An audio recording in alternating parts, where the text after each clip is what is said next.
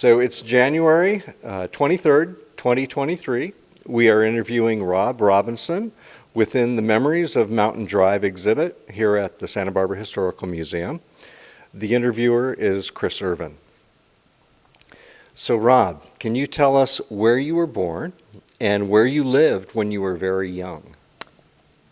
I was actually born in Long Beach Hospital. My parents went to school at the UCSB up on the Riviera campus here in Santa Barbara. My dad at the time was assistant harbor master, had a small sailboat, a little 22-foot, a very small sailboat that he and my mom were living on.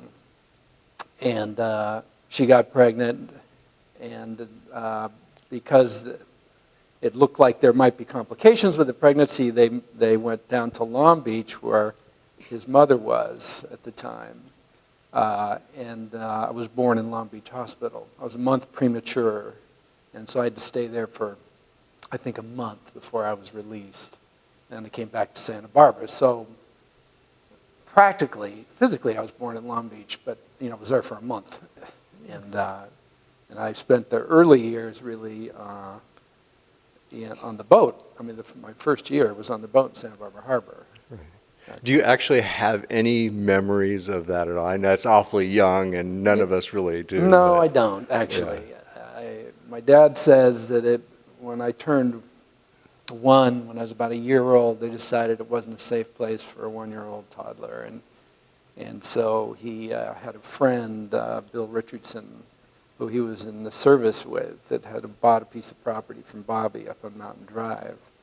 And he went up to see him, and then Bill introduced him to Bobby, and they struck a handshake deal, and he bought our lot on Mountain Drive at 315 East Mountain. Uh-huh. So now, how did your parents come to be in Santa Barbara? I know you said your dad was going to college, and your mom were going up on the Riviera campus. Right. Is that what brought them both to Yeah. Santa Barbara? Mm-hmm. I think my dad arrived here. I think his primary interest was sailing, actually. He was a sailor. And my mom came up to go to college, and I think they just met in college. My dad was studying philosophy. He said he was the first one to graduate with a degree in philosophy from UCSB's Santa Barbara campus when it was on the Riviera. Coincidentally, he ultimately became a builder and then an architect, go figure, But, and then my mother, I don't know what her area of study was at the time, but that's essentially where they met. And, right. And you said your father's occupation when you were born was assistant harbor master here in Santa Barbara? That's family lore. Now, I don't know how accurate that was exactly, what his exact role was, but I know he worked at the harbor and assisted the harbor master or the operations of the harbor. I don't know how full-time the job was or wasn't, any of those details. I've never bothered to go look it up either, so I really don't know. But he was pretty avid and pretty good. He skippered a lot of boats in the Santa Barbara Acapulco race and so forth, the annual races that used to be held. And he would skipper some of the big boats for people to and from. A lot of those things. Right. Did your mother have an occupation at all during your early years, or was she just mom? She was mom. I mean, she had 5 kids, and she said that after the third one, she just said, it was almost crazy making, so living up on the drive, and it was all she could do to hang on to that, really. Later in life, she went back to school and got a degree in botany and became a biologist and worked at the Botanic Gardens and did some teaching at adult ed in the plant biology sciences departments. Now, your father served in World War II? No, he was drafted, and he was part of a group that was supposed to operate a tank in the war, and then he got sick or something, or had an accident, and he was not judged, fit to to serve, and so he didn't actually serve in the war. I see. So, but you said your father had an interest in sailing. Do you know where that came from? You know, I don't. I mean, he was born in South Dakota. You know, I think Not exactly the sailing capital of the world. not exactly the sailing capital of the world. And I know at some point the family moved to Long Beach, and I think the ocean probably fascinated him. And so he did a lot of solo sailing all through the Channel Islands, and and races down to Mexico and so forth. Do you recall sailing with your father? I do, actually. He took the family, he used to skipper a boat for a guy named Charlie Bagul. It was a 53-foot schooner, a big sailboat in Santa Barbara. And we go out on weekends and things with him on the boat and so forth. And I remember one trip where we went and spent the night out near Santa Rosa. And coming back, he saw the weather turning, and so he decided to come back. And we went through the potato patch in some pretty high seas. And he pretty much sent everybody below to get sick down below while he navigated. He was very experienced. And at one point, I remember a cushion fell off the boat. And he was totally pissed off that this cushion fell off, and he was going to have to buy the cushion for Charlie. And so he circled. He spent like 20 minutes or something in the middle of the potato patch with big seas, circling around trying to hook it, which he eventually did. In the meantime, we were just miserable. But, we got back safe and sound. But I remember being seriously frightened as a kid. Yeah. I was 8 years old. I don't remember how old I was, 8 or 10. Wow. He actually bought a small little mahogany 12, 15-foot little sailboat, single mast, little day sailor. He called it the Brown Banana. And so he would take that out and sail and take us out in that and so forth. It sat in front of the house, burned in the Coyote Fire. That was the end of that. But, Now, you're the oldest of the Robinson children. right. Can you tell us about your siblings? Just briefly, their names, ages, and where they are now? Well, my sister Maya, she is 71, just turned 71 this last October. She's married to Stan Kerwood, lives up on Mountain Drive. She has 2 children, Ben Kerwood and Michelle, and Jocelyn Kerwood. Both are married with children. So she has 4 grandchildren living in Santa Barbara, and her husband here in Santa Barbara, up on Mountain Drive, actually. Mm-hmm. And I think Dad, they live in just west of Coyote, the top of Coyote, in a house originally designed by my father, burned in the T-Fire, and was rebuilt and redesigned by Jeff Shelton. And it's a charming place, actually. Yeah. So, and we see a lot of them right here in town. So. And your other siblings? Then there's Tamar, and Tamar is 2 years younger than Maya, and she just moved to Portugal, actually. She's lived in London for the last probably 20 years. She married a draft dodger in the 60s, late 60s, when she was quite young, and moved to Canada and lived in Salt Spring Island and built a cabin there. Then eventually they split up, and she hooked up with a chef that was there and moved to London, and then ended up with another guy, Martin, and she and him have spent the last 15 or maybe 20 years together in England, and recently retired and moved to Portugal, southern Portugal. Mm-hmm. She has one daughter, who lives in Canada, in Salt Spring. And then there's Rima Robinson, who's the youngest sister. She is, she's probably, what would she be now? I don't think she's 60, but she's late 50s, early 60s. She's born on Valentine's Day. She is not married, never has been.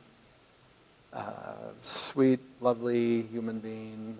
She lives in a little cottage that was on the family property that I built back in the 60s. and was also burned in the Tea Fire and was rebuilt following that. And then there's Louis Robinson, and he lives here in Santa Barbara. He lives actually in the main, what's left of the main house up on Mountain Drive in 315 East Mountain.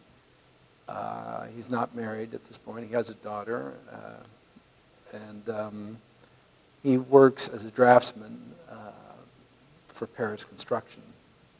And he does plans, remodel drawings and so forth for Paris Construction. That's quite active in the sort of residential and et cetera building industry.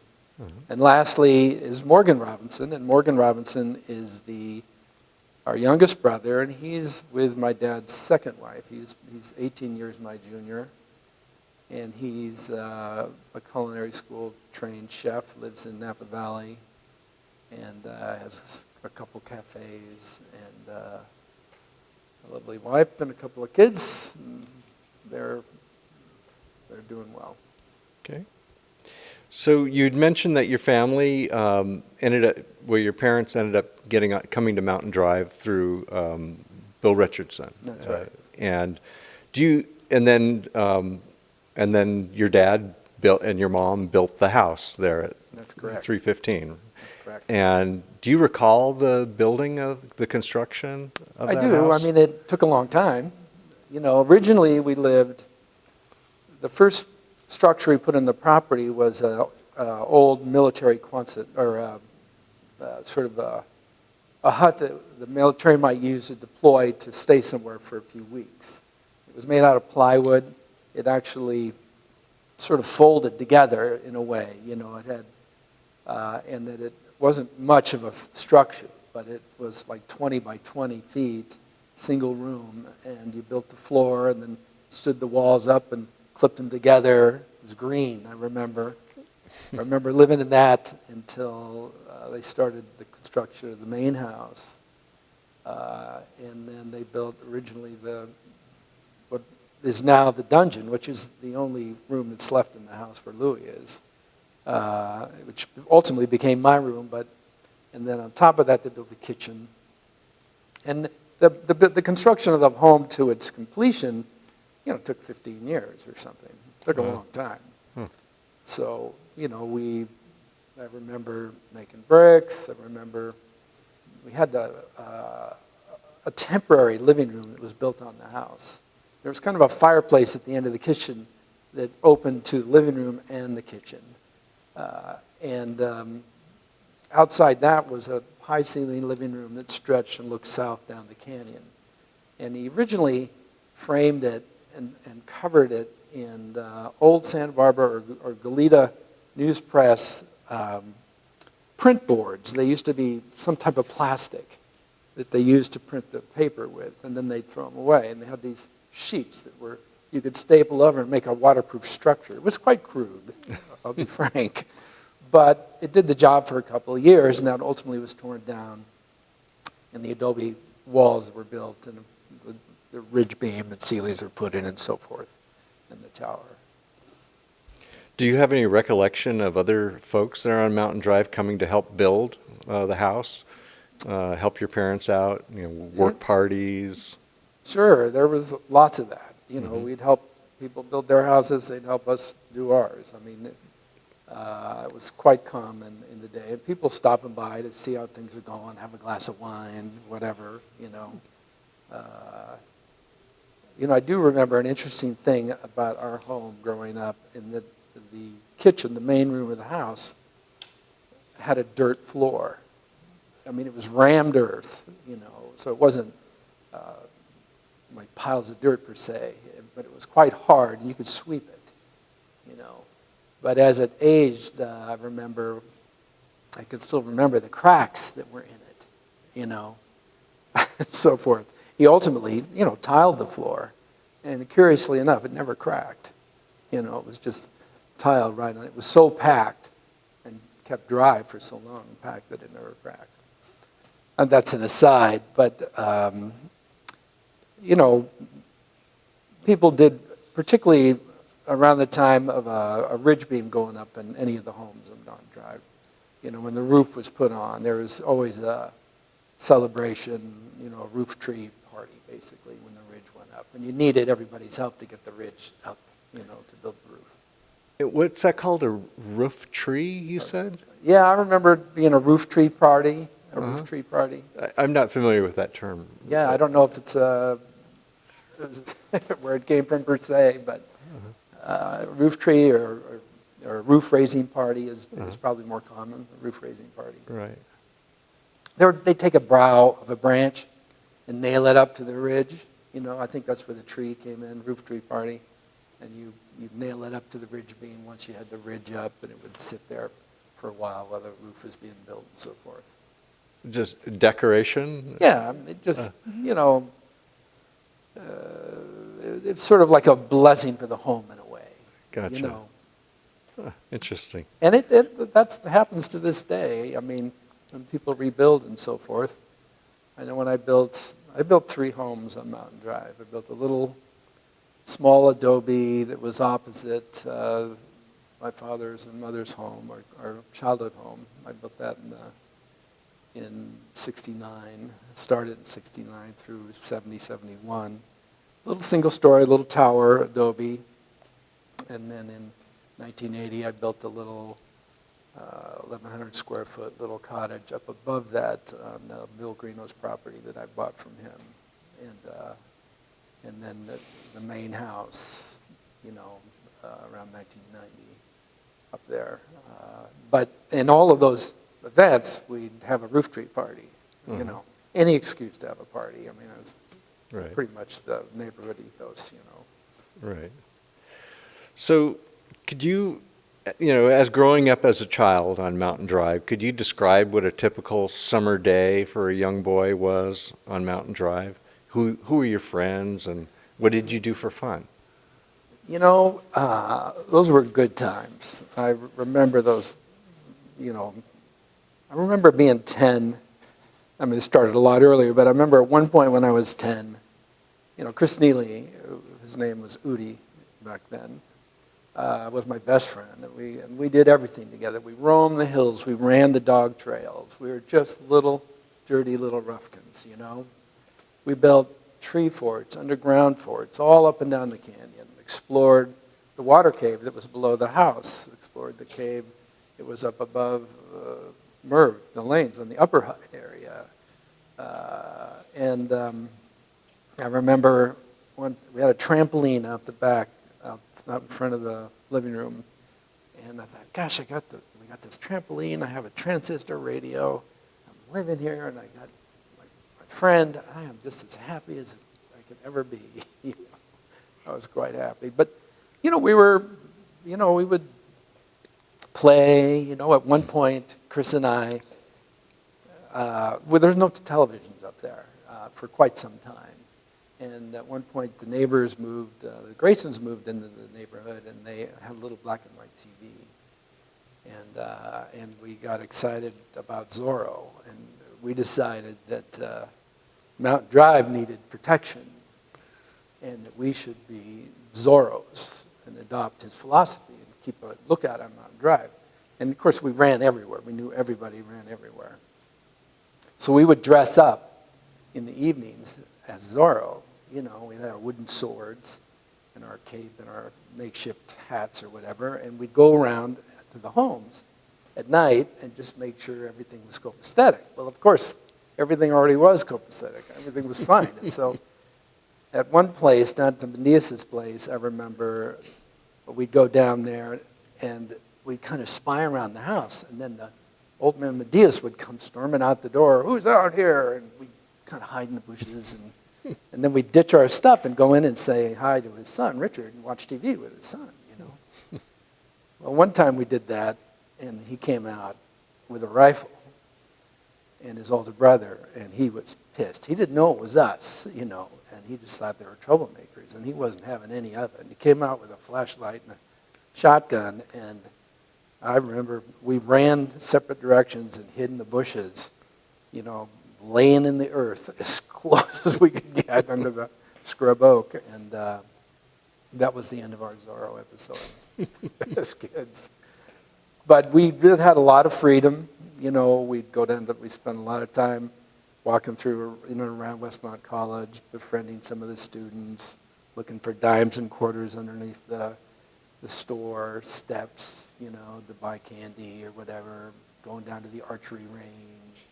At one point, one of their star athletes in the, I think it was probably early 60s, was Paul Herman. He was a bronze medal decathlon champion that was going to school at Westmont. He befriended us, and, we'd go down to meets, and, cheer for him in the third corner, and he'd win and stuff, and we'd, do stuff with him and so forth. And Camp Lore was pretty much in full swing back then, and that is now owned by the Sheltons, so, we walked to school from Mountain Drive to Cold Springs, back trails, we had our rabbit hunting field. Of course, we never caught any rabbits, but,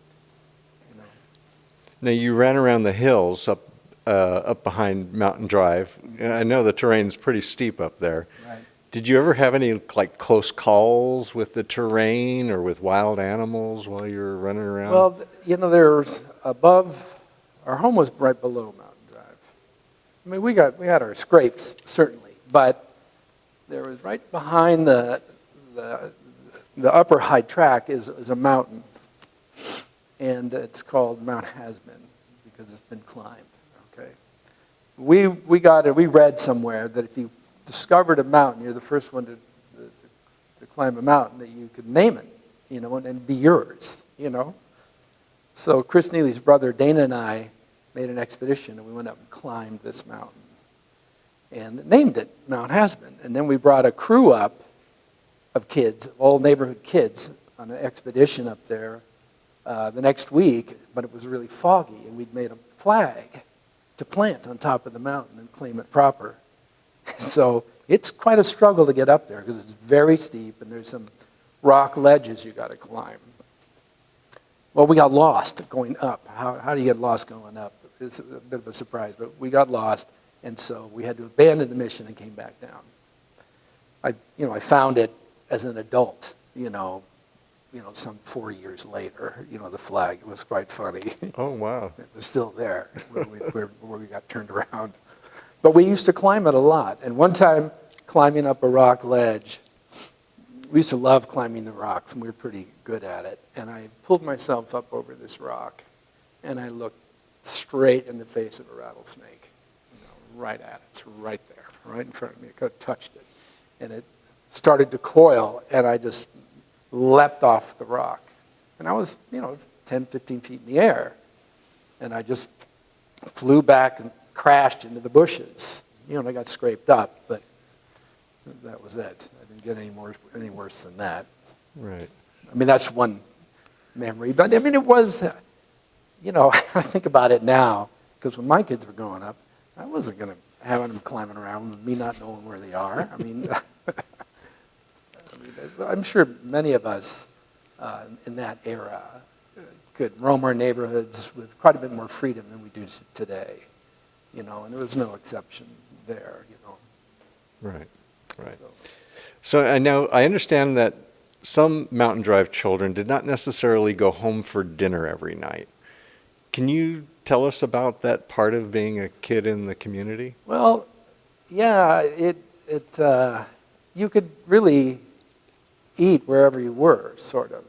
I mean, I ate at the Neely's all the time, at breakfast or lunch or dinner there or whatever. And it wasn't, we didn't have a strict mealtime, though we ate most of our dinners at home, certainly. But as kids, you pretty much, everybody sort of took care of everybody a little bit, I know as a young teenager, as I got older in junior high and high school, I know friends of mine downtown and around in Lower Montecito, surf friends or whatever, we'd be hanging out, and the mothers are always astounded that I didn't have to go home for dinner, You know, what's wrong with this kid? What are his parents doing? Why is he not going home for dinner? And I remember Mark Andrini in particular, his mother just could not get over that. That was not happening in her book, you know. Right. So now Bobby and Floppy Hyde, they adopted or had fostered some children, the Rodriguez children, Right. in the mid 50s, I believe. Right. And I know you grew up with them. Right. What was your impression of that? You know, the children suddenly arriving there. And You know,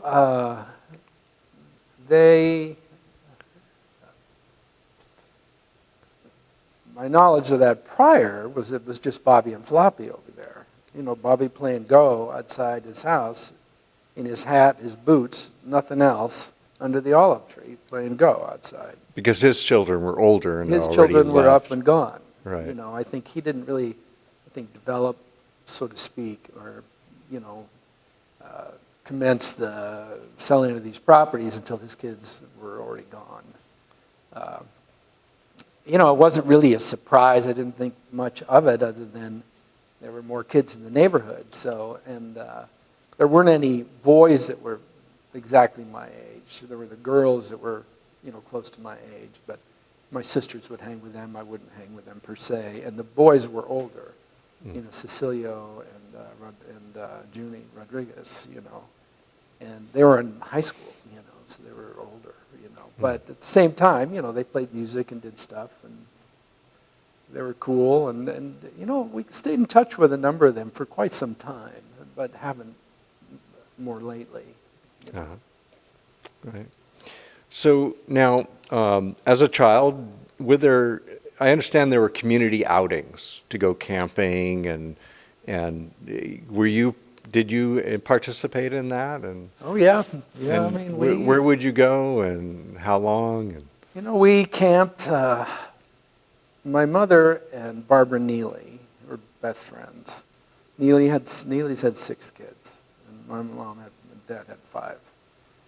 So they wanted to get the heck out of there. So we'd go up to, Davy Brown and these campgrounds that are behind Santa Barbara in the foothills. And we'd camp for the weekend and just, pancakes and dirt, climb trees, explore, swim, whatever. And we'd out of the trunk of a station wagon, Right. and just make camp there. It seems like that wouldn't have been that much different than living on Mountain Drive, because there were some primitive situations. Yeah, it wasn't that much different, actually. So what was there to get away from? Was it just to go have fun? And maybe the dads hide from the moms. I don't know, but I think it, in some way, it simplified life. It was a break from the daily, getting the kids off to school or whatever it was that was going on for the moms. I think it was, and they liked hanging together. So it was fun. As the years grew, we did some of that. I know it wasn't too long ago, probably 15, 20 years ago, that the neighborhood would go camping as a neighborhood. Right. And go back and stay, some members, for as long as a month in the backcountry here. And set up camps and just camp for a week, 2 weeks, 3 weeks. And some people, dads might go home to work and come back up in the evening or the weekends, Now, I understood there was a lot of going to hot springs Yep. when you were a kid, and Yep. Las Cruces. And Yep. There in Gaviota, the hot spring was pretty substantial, actually, when I was a child. And we'd have family gatherings up there, or not just family. I mean, the neighborhood would go up and bring picnic lunches and just hang out and so forth at the pool. And there was a kind of a concrete pool there that was probably 4 feet deep, maybe a little deeper. You had a pipe with hot sulfur water coming into it. underneath these big oak trees, you know, a nice deck. It was pretty well developed. And I remember as a child, this is before I learned to swim, as kids we could play in it, but we had to hold onto a pipe. It was on the north wall of the thing, you know. So you could sort of chinny your way out on this pipe, and you know you could see everybody and be out there, you know, and then go back. And I remember showing off for Sean McGeorge, my dad's partner's daughter. They lived on Coyote Road. But they were part of the community of Banana Road. And I said, "Hey, Sean, watch this." And I pulled myself up because I was buoyant underwater, and it's my first experience feeling a little bit weightless. And I jumped up really high, and it came down to catch the pipe, and it wasn't there. And I went to the bottom, and I didn't know how to swim. And I'm kicking and yelling underwater, and I could feel the thick moss on the floor of the tub, in that corner where I was. And then Gil Johnson grabbed me by the hair and just jerked me out of the thing and plomped me back on the pipe. Wow. Which was a little freaky for me, so I had a close call with a not so pleasant experience. But so we did that hot springs. We go to the Mono hot springs. How about do you have memories of Montecito hot springs? Yes, as a matter of fact. John Stack at that time, at one point, lived there for a while. You know, I can't remember what the situation was, but the Stacks moved there, and this was over a couple of years. They were there a couple of times for some extended periods. Maybe they were just looking after the place for the owners or whatever it was. But they had some Mountain Drive parties up there, you know, and I remember going up there one Halloween, and of course it was a pretty crummy dirt road that got you up to the hot springs. But the building was intact, beautiful deck, big living room space, kitchen, and then a little row of bathhouses that went back in the canyon, each with all the hot tubs in them. And we went up for some party during Halloween, and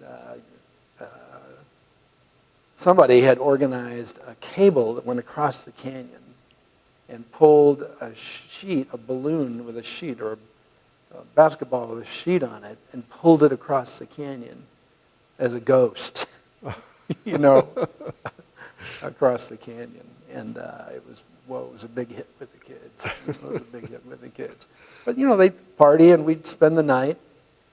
It wasn't uncommon to Mountain Drive events where you just crash on the floor in places, you know. Even going out to dinner, we'd go down to Joe's or down to Arnoldi's, and we'd go in and have dinner with the family and sit in the booth, you know, and have dinner and then go sleep in the car while my mom and dad stayed longer, and we just slept in the car and went home. So now I understand that nudity was fairly normal on Mountain Drive, and that as a child you may not have thought much about it.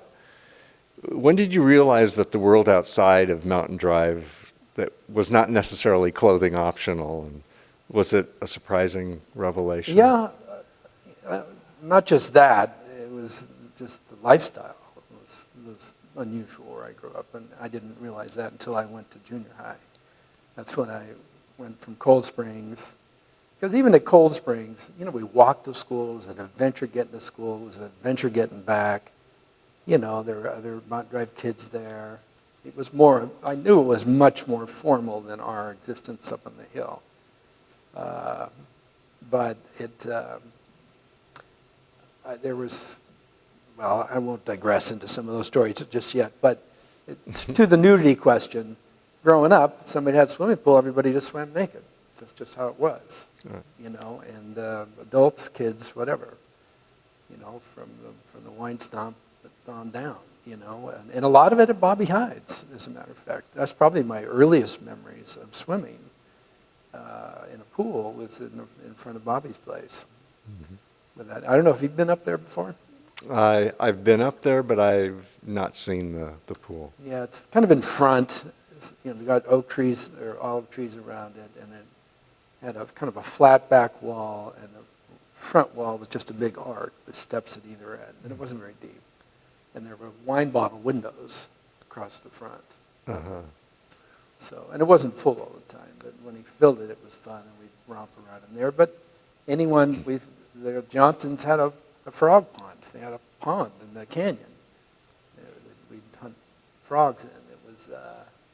We'd swim in. We'd go up to the tea gardens and swim in the pools that were up there before they were drained as children. And then the McGeorges had a swimming pool and so forth. And so that was it. But I think it was probably junior high would be when I realized that, clothing, you couldn't swim naked wherever you went. Somewhere along. I must have been invited somewhere. I mean, when we went to the beach, we always wore bathing suits, but any mountain drive swimming, it was always usually naked. Right. So, so there used to be a bookmobile that came up to Mountain Drive in the 50s. And I know you were young then, but I was wondering if you recall the bookmobile coming. Not too much about it. I know my mom was an avid reader, and my sister Maya's an avid reader. I wasn't so much. But you're right. I'd forgotten all about that. I'd forgotten all about that. I remember the milkman coming, and, getting ice from him when he was feeling generous. That we could chew on, So you don't remember Burdette Dunn? I do remember the Dunns, Steve Dunn. Because Burdette was the bookmobile driver. Oh, wow. I did not know that. Yeah. So. Oh, that's cool. I see Steve from time to time. I saw him the other day, as a matter of fact. And I'll have to... Ask him about his dad. Yeah, Burdette. Gosh.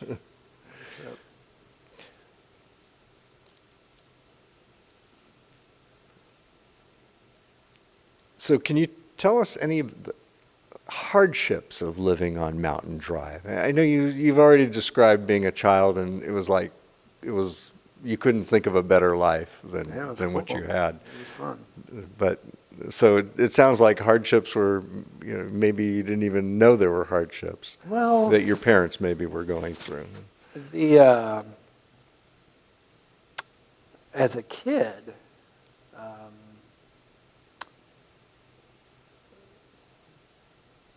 I don't really remember when I think of hardships, we were adequately fed. I mean, there's a big family, so you never had quite all the food you wanted. You can only have 2 pieces of bacon, and that was it, or whatever. But, we had to work on the house every weekend for half a day. It was our chores as kids. And ultimately in junior high and high school, friends would come help us because they just loved being up there.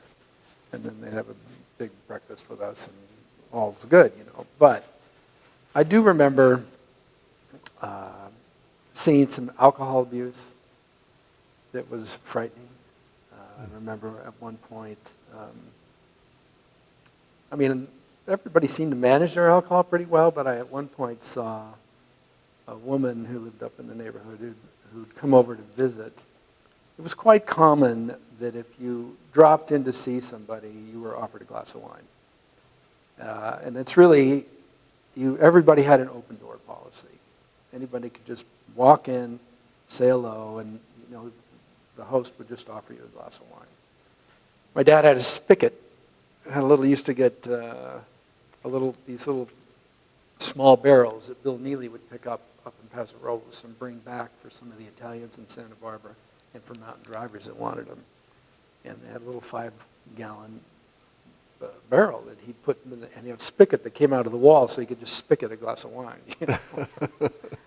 But I do remember, and I didn't really see people drunk, but at this one time, I do remember this woman came over, and there was some discussion, and at some point she got really pissed.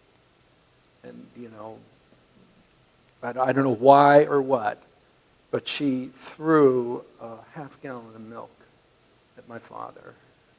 And I can't remember who else was there, Gil or Bill Neely or whoever. And freaked out and ran through the living room plate glass window and cut herself up. Had to be taken to the, get stitched up.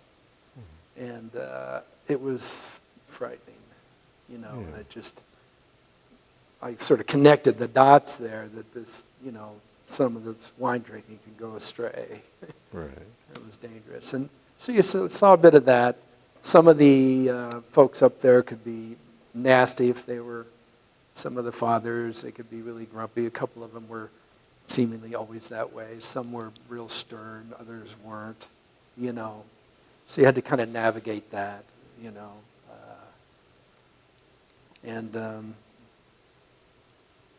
Right. That's probably all I got there. Yeah.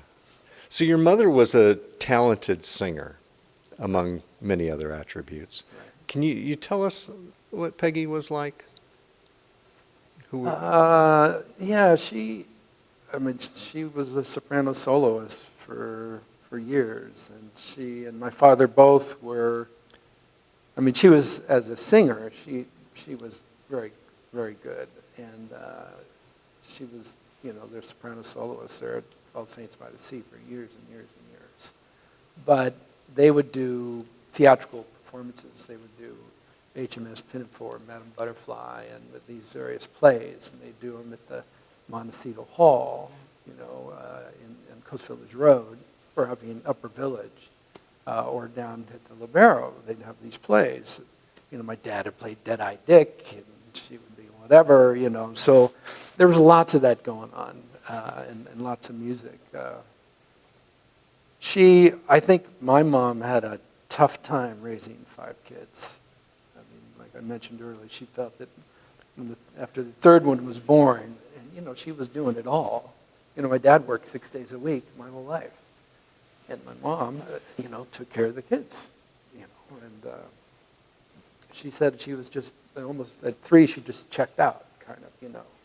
So she was hanging on by her fingernails some of the time.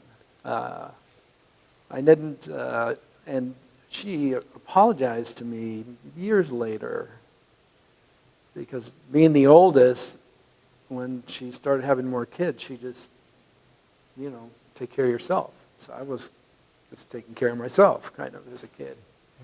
And that's not fully true, obviously, because she was feeding me and this and that. Right. But, so I wasn't really as close to her as I was with my father, you know, as a kid. And later, and as adults, obviously, we got closer, you know, when she was older and living with Merv up on Mount Drive. When she married Merv, he was a tough guy, you know. He wasn't all that likable, you know. And he was extremely strict, you know, and he didn't want the kids around, you know. So, you know, that was tough. I remember, you know, for years I always wanted him to like me because he was with my mom, you know. I remember coming back from Australia. After graduating high school, I went to Australia, and I came when I was 17. When I came back, I stayed with him for a while. And he told me at one point that if I wanted to stay there, that I had to work 5 days a week clearing brush, and then I could stay there, you know. He really didn't want me there, you know. But at one point later on, I finally just said, you know what, I don't give a shit what this guy thinks, you know. And so I stopped, you know, trying to connect like that. And then he just turned, and he was fine with me after that. It was a weird thing. And he ended up teaching yoga. He was a English teacher at City College, and he was teaching yoga. And Stan and I, my brother-in-law and my sister's husband, he and I were friends, you know, right after, kind of in the high school area. And we started taking yoga from him, and got along fine ever since, you know. So your father was a home designer and a builder. What do you recall of the houses he designed in and around Mountain Drive? Well, you know, originally, you know, he started as, he had his degree in philosophy, and he was working at the harbor. He started as a carpenter, and then he became a builder. And then he and Gene McGeorge formed a partnership, and they started building homes. And they built kind of contemporary ranch, I want to call them. Low-slung roofs, lots of glass, some adobe. But I don't know what the style is called, but you see it today, and it's actually trending right now. The houses have, 2-to-1 pitches versus 3-to-4 or 4-to-5. So light, typical asphalt roofing, thin timber, lots of glass. And he built several homes like that, and with adobe and so forth. And then he really developed an affinity for adobe. He got pretty good at it, and he did all his own engineering, all his own mechanical design and so forth. He was as he ultimately became an architect, he was a building designer for a long time and got his architectural license much later in life as an adult. And he had a huge repertoire of properties that he built and designed and built. And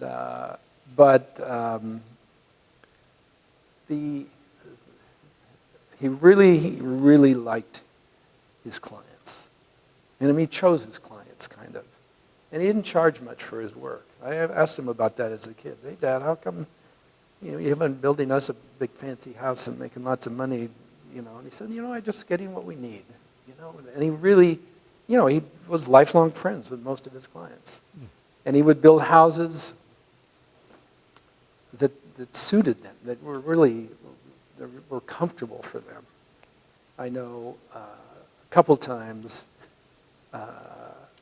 I remember coming back from a round-the-world trip. At one point, I was gone for like a year and a half, and I'd met this guy from Canada and Western Australia when I was surfing, and he came back here and bought a property at Hollister Ranch and needed some help building a house. And so I introduced him to Dad. I said, yeah, my dad can design that for you. So my dad designed the house, and I built it up at Hollister Ranch. But I asked him, so what do you think? Here's the site. It's got this view and that view. What do you think? And he said, well, I got no idea. We gotta shoot a topo. I gotta spend some time with Steve. And gotta see where all the views are, and how the water flows across the property, and where the sun comes up. And he was really big on making a place comfortable. He wouldn't put windows, for example, or if he did, it was very carefully, and they were limited in the west wall of a home, because they'll just cook a property. They'll cook you right out of the house unless you've got some shading on them where you can screen them, which was a classic mistake. People get a house design, they like it, and they plop it on a property, and they face the sunset, and then at 3 o'clock, they're just getting cooked in there, So he would take a very kind of slow but deliberate approach to understanding. He'd hang out with them, he'd have parties with them, he'd do things with them, how they lived, to really come about a house. So his houses were varied. Some were modern. The home he designed for my aunt and uncle in Redlands was very modern. It had some adobe base structure, but big glazing that opened up on a big pool, and a second story that hung out over the pool with 2 walls of glass that just met as a seam, glass to glass, that hung out over a swimming pool. A very interesting property. And then on Mountain Drive, he built the house for Stan Hill, really lovely adobe that's up there, or fired adobe, actually, as opposed to regular adobe. And a lot of the homes in Mountain Drive are sort of organically built and organically designed, I don't know that he designed many up there in the foothills, per se. Right. Now, your father had an office in El Paseo for a long time. And did you ever visit him there? All the time, all the time. So, and then I understand that there was also this sort of intersection of, at one point, that in the early 60s, Jack Bogle had a job there at Pierre Lafon's wine cellar in El Paseo, and that mountain drivers would gather there and have wine tastings. Jack would provide wine tastings. Yep. Do you have any recollections of those gatherings? Yeah, that was a fun time. He had an office there for a long time. And then when Jack was there running the winery there, there was more Mountain Drive influence at that time. And, gatherings in the courtyard there and so forth. And I was always a little bummed when they closed it, the wine cellar there. And then it just over the years got more and more formal in there, But my dad kept his office there for until he was 70, I think. Quite a while. And he would host a fiesta party every year there. And he'd wear a red Chinese happy coat, and a hat for fiesta. But he was, you'd see him in there on any weekday afternoon in the plaza with a couple of his buddies. Could be the mayor, it could be, Noel, the publisher in Santa Barbara, Capra Press. Noel Young. Noel Young. He'd be hanging out with Noel Young and others, and he'd have his plastic jug of reported apple juice, which was really white wine, and they'd sit there in the courtyard and drink wine in the afternoon and talk philosophy and talk about this and that, and politics or whatever. Mm-hmm. So he was an institution down there, and I'd visit him a lot. In fact, when I built this studio up on Mountain Drive, not the first house I built in the canyon, but when I built what became the little guest house for the main house up above, I designed it in his office, and he just kind of oversaw me doing all the mechanical drawings, doing all the drawings for it. And it was kind of fun, Oh, that's neat. Working there with him. Yeah. So when you were growing up, you likely interacted with Bobby Hyde. What were your memories of Bobby? What was he like as a person? I think he wasn't, particularly verbose or didn't interact with his kids very much. He was, in some ways, he was like a grandfather in the community, like kind of a grandfather figure in the community. We all knew that he had the central property and that he had developed the lots. He used to drive his bulldozer around with a hat and boots and naked, making these roads. But as close as I would normally get to him was when I was over visiting the Hydes for whatever reason, the kids. And he'd be outside playing Go on the backside of the house because it was shady, naked in his hat and boots, just playing Go with another neighbor, Mm-hmm. And could have been anyone. Did he have a regular partner for Go, or? I don't know. Uh-huh. I don't know if he did. Or I can't imagine he didn't really, but he would just sit there and play Go and read, or take a nap. And how about Floppy Hyde? Do you have recollections of Floppy? I remember Floppy, yeah. She was, more busy kind of helping the 6 kids that they adopted at 60 years old that they brought into the home and taking care of things. She was nice. I don't remember her being heavy on discipline with the kids or anything per se, and I don't remember her really interacting with us on a personal level so much. Mm-hmm. And maybe because I was a boy, I don't know. Of course, Neely and I were the oldest of the boys in the neighborhood. Steve Dunn would be older, but he was on West Mountain Drive. Uh-huh. So other than Bobby and Floppy, who were the other influential members of the community? Would be, Bill Neely, significantly. He was, he and my dad spent a lot of time together, and he had he rangered in Yosemite in the summers. And, I think they were around all my years growing up and doing lots of stuff together and arguing. They called each other Old Bill or Old Frank, and then other adjectives every once in a while, Bill Neely was, he was a potter, so as kids he gave us potting lessons. We spun pots and made plates and bowls and things in his studio. And he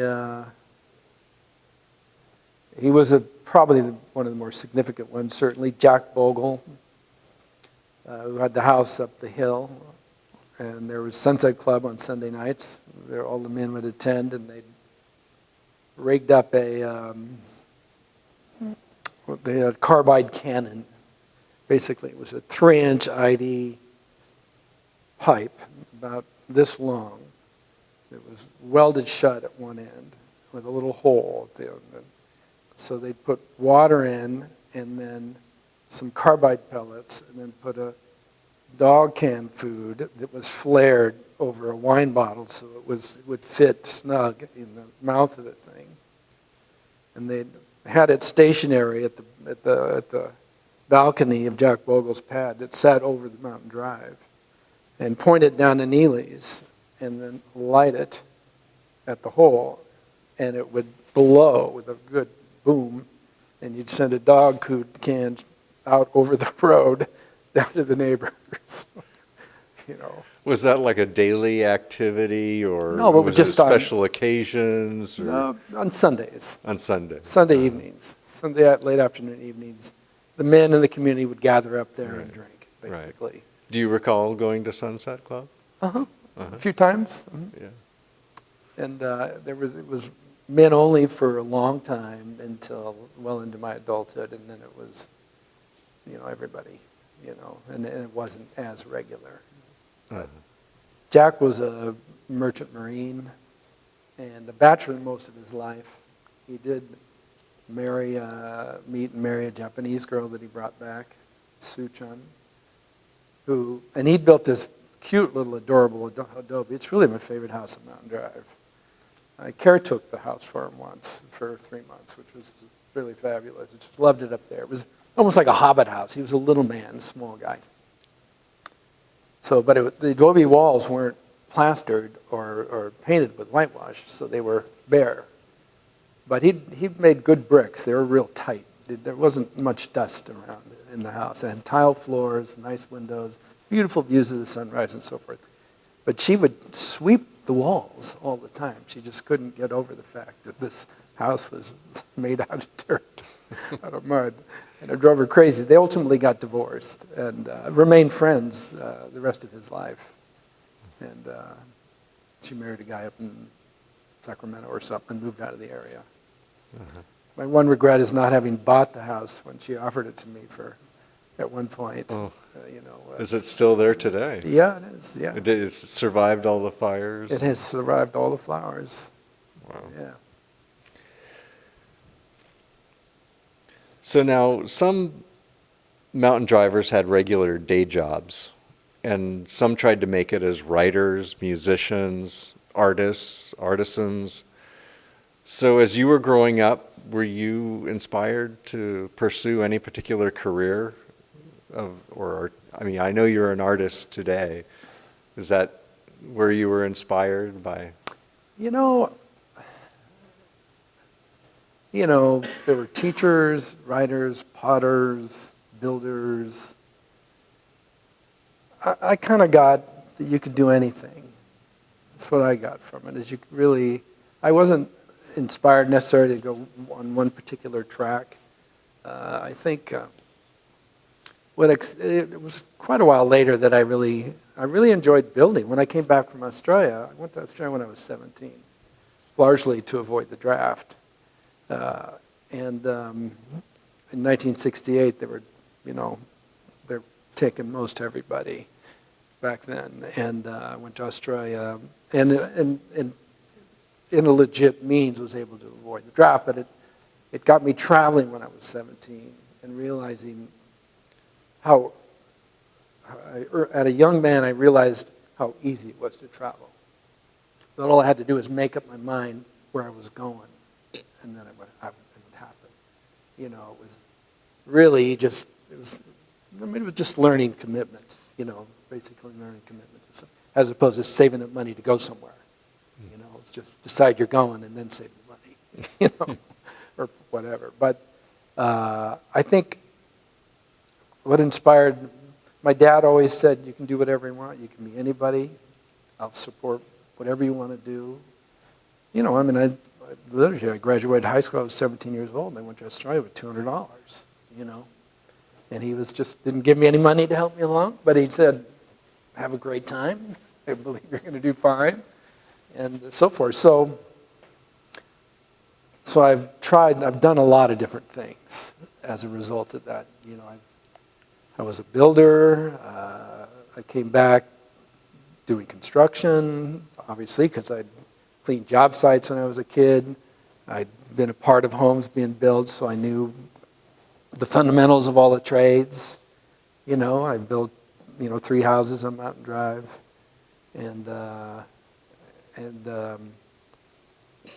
But what I really liked was actualizing vision, was to actualize a dream.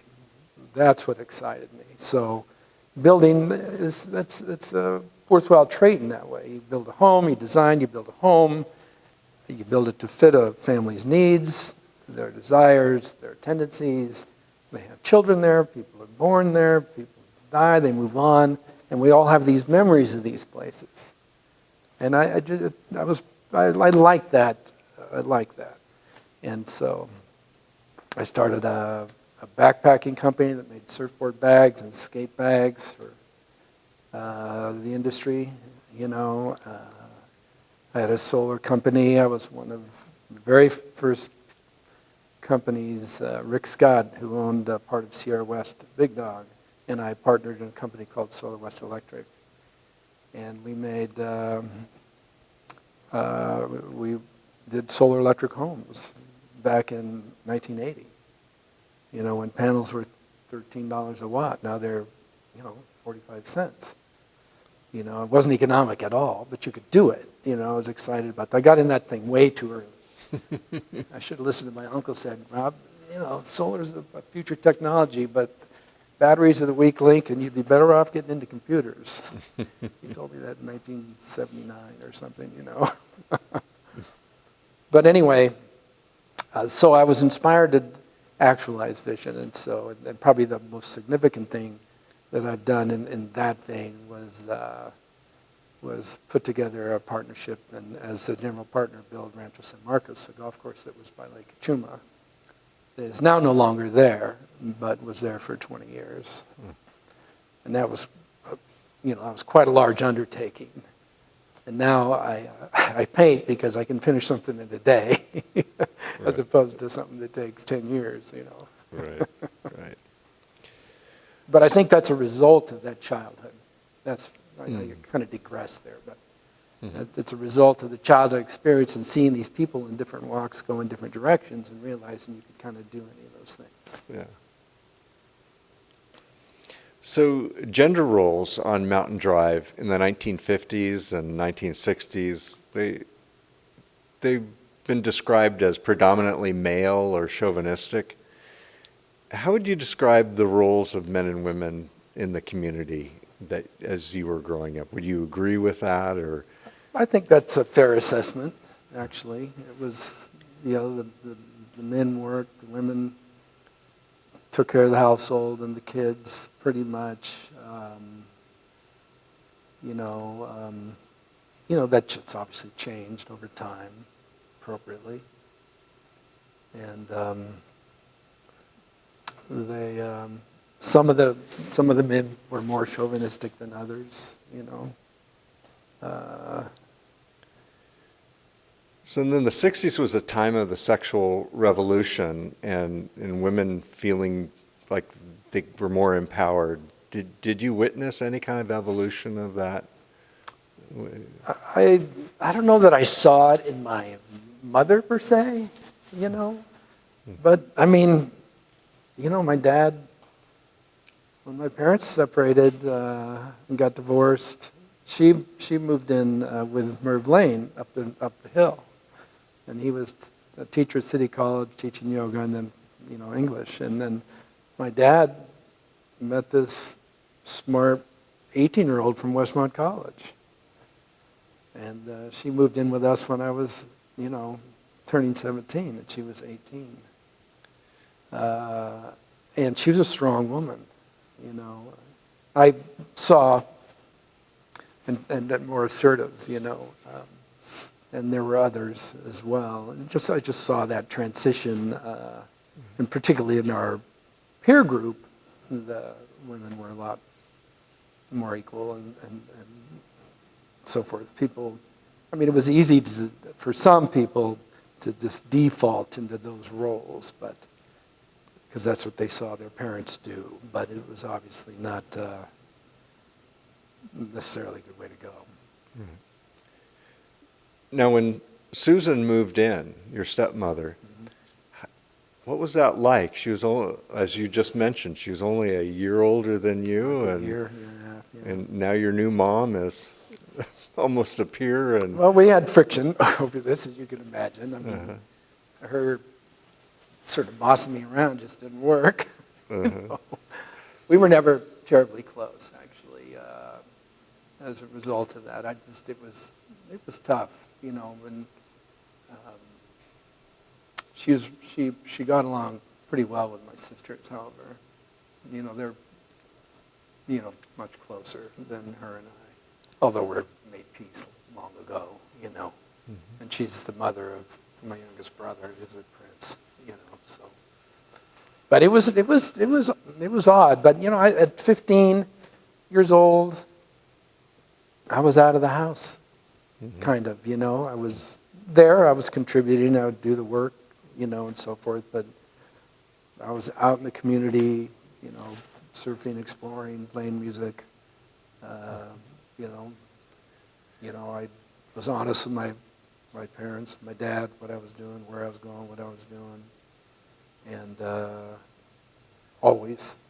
And that's all they wanted from me was the truth and just stay in touch. Now, your dad moved the family to Mexico not long after Susan arrived on the scene. Did you end up going to Mexico with the family? I did not. Uh-huh.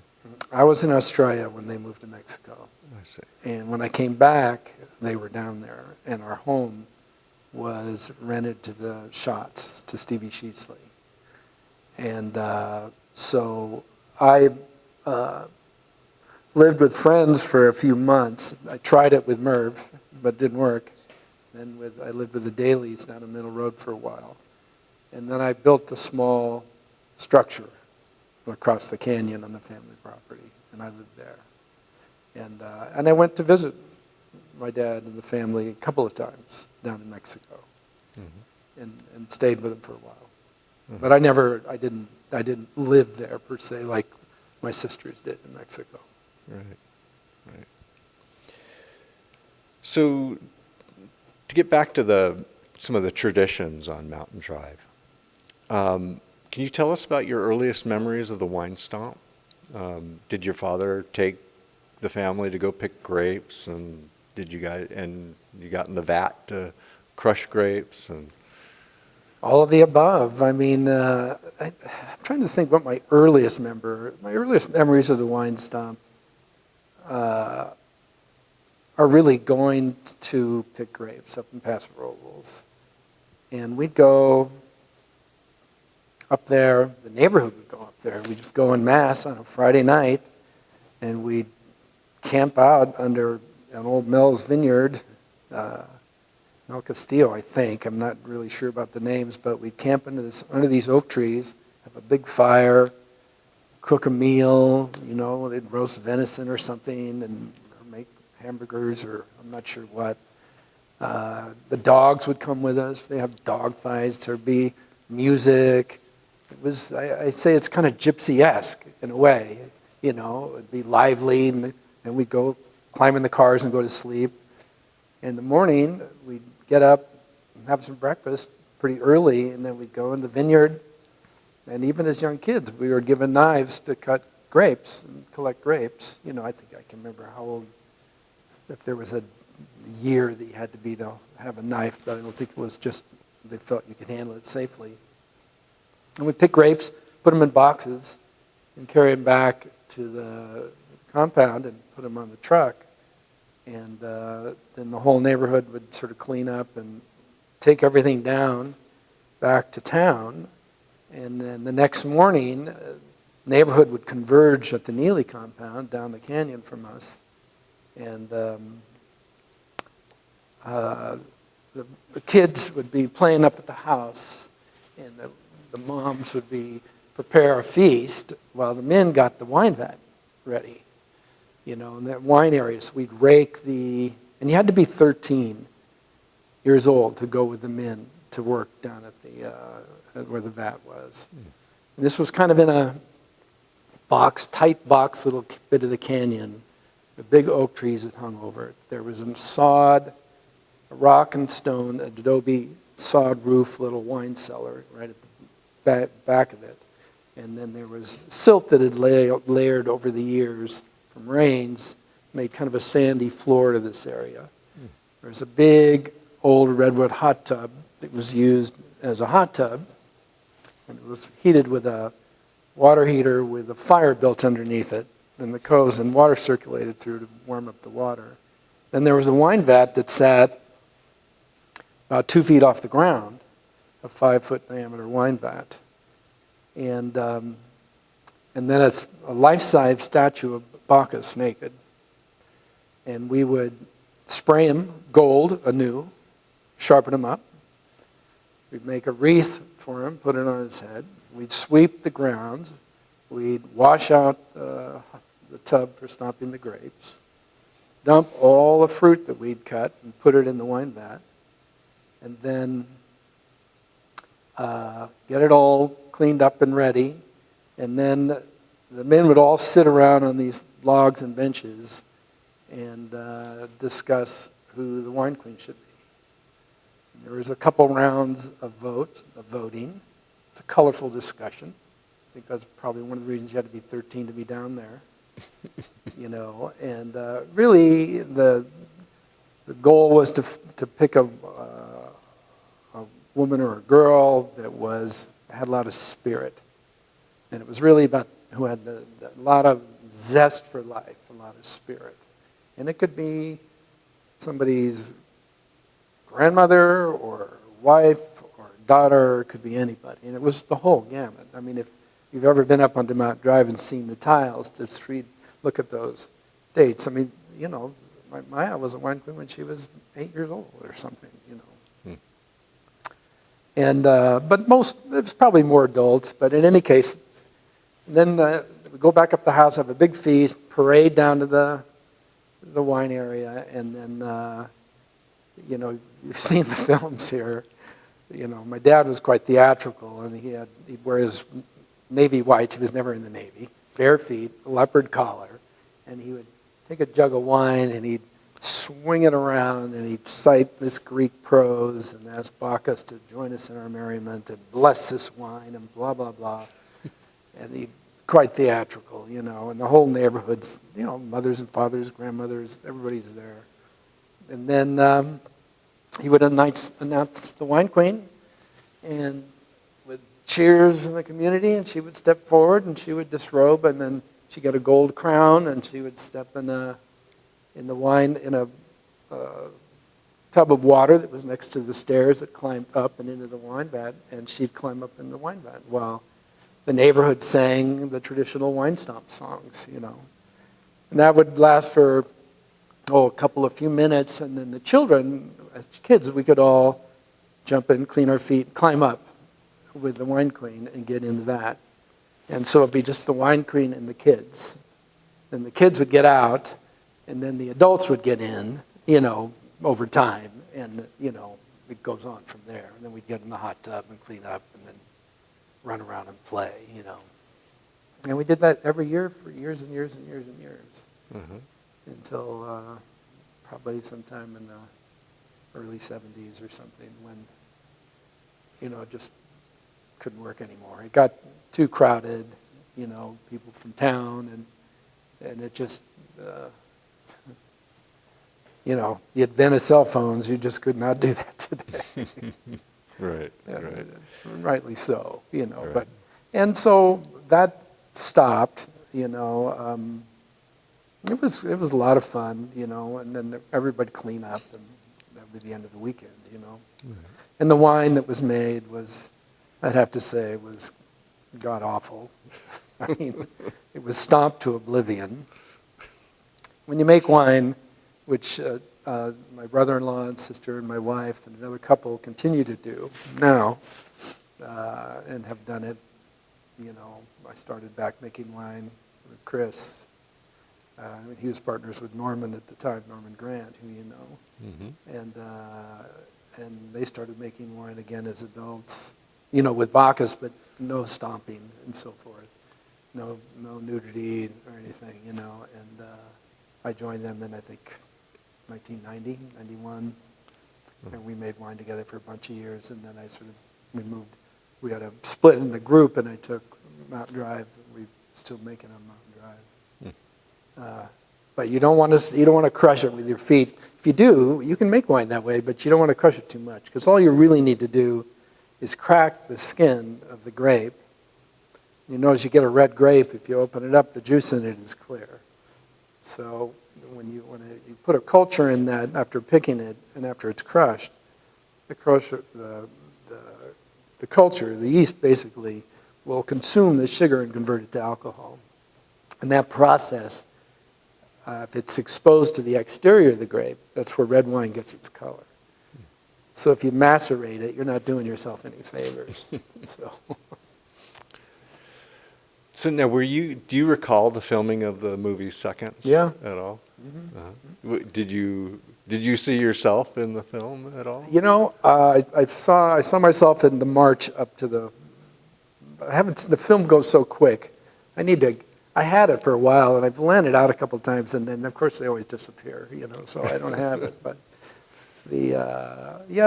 I'm marching up the hill. I was, I think, 14, 15 at the time, and I remember the planning of it. It was done in like June or July, and there were no wine grapes, so they were used table grapes from Giordano's. I remember that, and the feast wasn't in the Neely compound. It was down at Gil Johnson's down below, and we hiked up the trail that goes from Johnson's up to the Neelys, and then on up to our house. So we hiked up to the wine stomp area from the Johnsons, and I saw myself in some of that. And I remember watching Rock Hudson, I was playing a trumpet at the time, and I think I was making noise or whatever, And I was standing on the bank that was kind of above where the hot tub is, next to where Bacchus was. And I remember seeing the paranoia on his face, and the cameramen were up in this frame they'd built and some netting to get above it to shoot down and get the footage they needed. And the looks on their faces, they were going, wow, they hadn't seen anything like this, And they were filming it. Rock Hudson he just looked frightened. I mean, positively frightened, which I think is partly the role he had to take. But long before, Frankenheimer yelled action where he wanted this couple of the sequences of him getting pulled into the vat. I remember when he actually yelled action, and Rock Hudson had to sort of allow himself to get sort of pulled toward the vat, and of course the neighbors just grabbed him and just pulled him over into the vat. They're all had a bit of wine at this point, and it was just wild. And then he came out of it, and he just acted like he was thrilled. And I just went, wow, he could be that afraid and turn into that happy, on a dime. And I just was flabbergasted, as a kid. But I was right next to him when he got pulled into the vat. It was fun. And then, of course, there was they wanted a soundtrack for it. So they had a party in, I think, November or December at my dad's house. And they came up from LA, and they bought 2 or 3 cases of alcohol of every description. And the idea was to get everybody drunk and sing Mountain Drive wine stomp songs and music for the soundtrack. And that was another party at the house, with those guys. But Now, I've heard that there was a whole reel of outtakes that came out of, whatever ended up on the cutting room floor from the wine stomp scene. Do you ever recall seeing that or I knowing what haven't. happened to that? I haven't, no, but I was talking about this the other day with somebody, and they said that they had the uncut European version of that film, because the domestic version was chopped up quite a bit, because there was obviously a lot of nudity and so forth in it. And I remember the actress that was his counterpart in that wore a full skin-colored bodysuit. I mean, it just, wrists to ankles, her whole body, which you can really tell, I suppose, in the film. But it would be interesting to see a longer version of it, because it goes by pretty quick in the film. Right. But the neighborhood was paid a good chunk of change for that. And that formed, it was a financial base that formed the Mountain Drive Community Association, the MDCA, that has gone on to do a lot of work for volunteer fire work in the community and so forth. And it was initially set up as a fund that could be lent to people to rebuild their houses and so forth. So it was lent over time to various families to help rebuild their homes and paid back and so forth.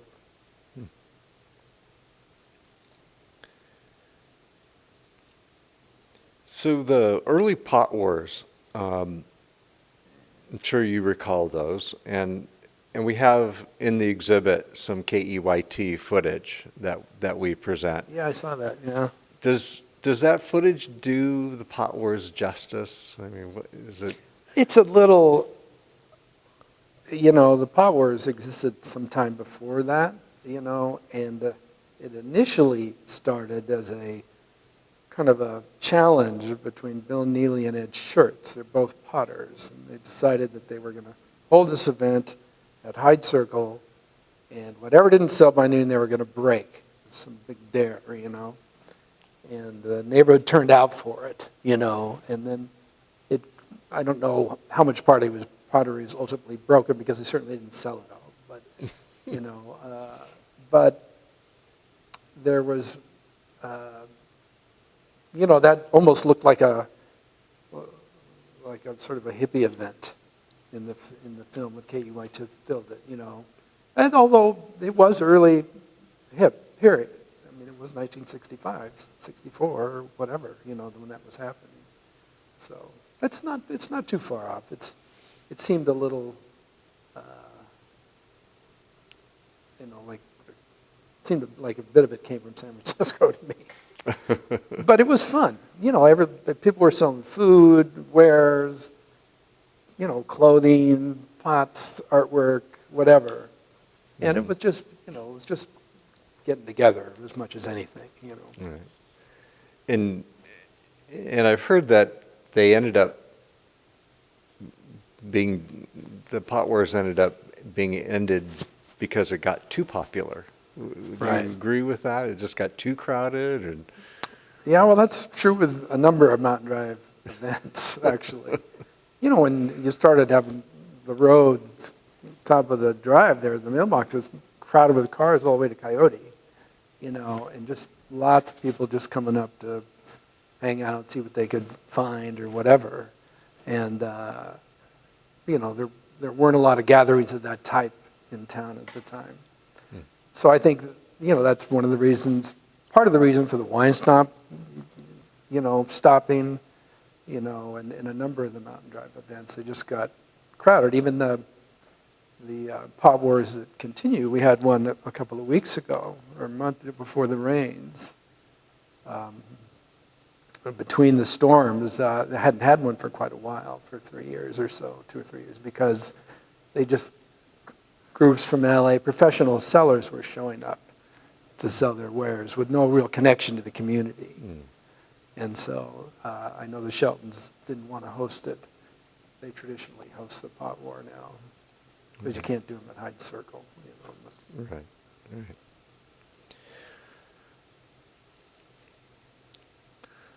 So Twelfth Night. Uh, I was going to ask you if you were ever the Bean King, but now I know that you were most recently. Is it? And you said this is your reign has been the longest. Yeah, well, traditionally, 12th night's held on the 12th night of Christmas, which is January 6th or 5th or 6th, 5th, I think. And historically, it was always held on the 12th night. And then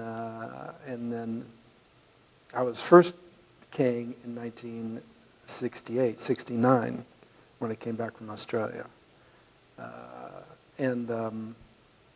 But 12 nights were great parties. I mean, quite theatrical, and still are, actually, and even more so in some ways.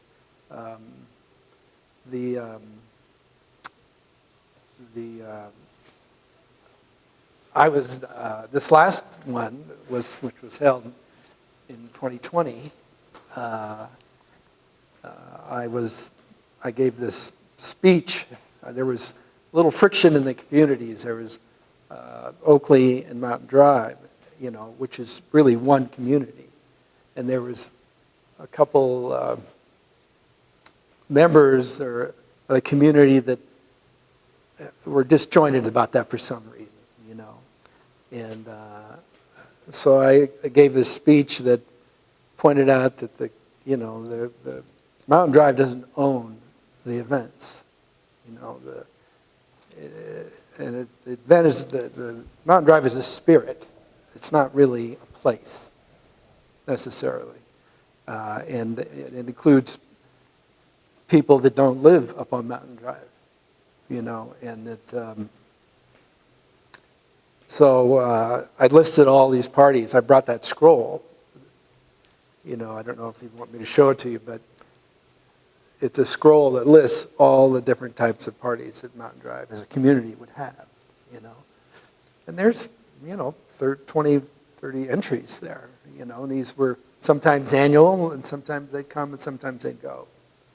Anyway, it got people excited, and I was, the 12th night, traditionally, the women, after the feast, which includes poetry and song and the report of the competition between the Flatlanders and the Hill Dwellers and the games, from the Keeper of the Games and then the Bishop of Fools and all these different people in the royal court. The women would retreat from the dining hall and discuss amongst themselves who should be king for the new year and come forward and serve cake to all the men. And whoever got the bean in the cake would be the bean king for the new year, for the year. And the king would gather some royal advisors and choose a queen.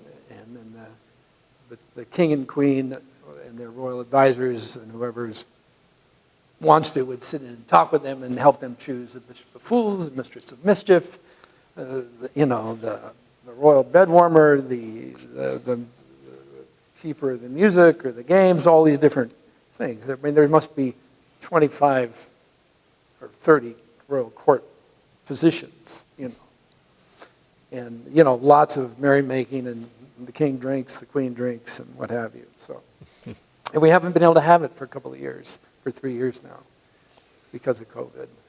So we have the dubious honor, Maddie and I, of being the longest reigning king and queen in Mountain Drive history, So it's, but I'm fairly certain it's only going to be a matter of days before we're going to hold another one, and will be properly beheaded, off with his head.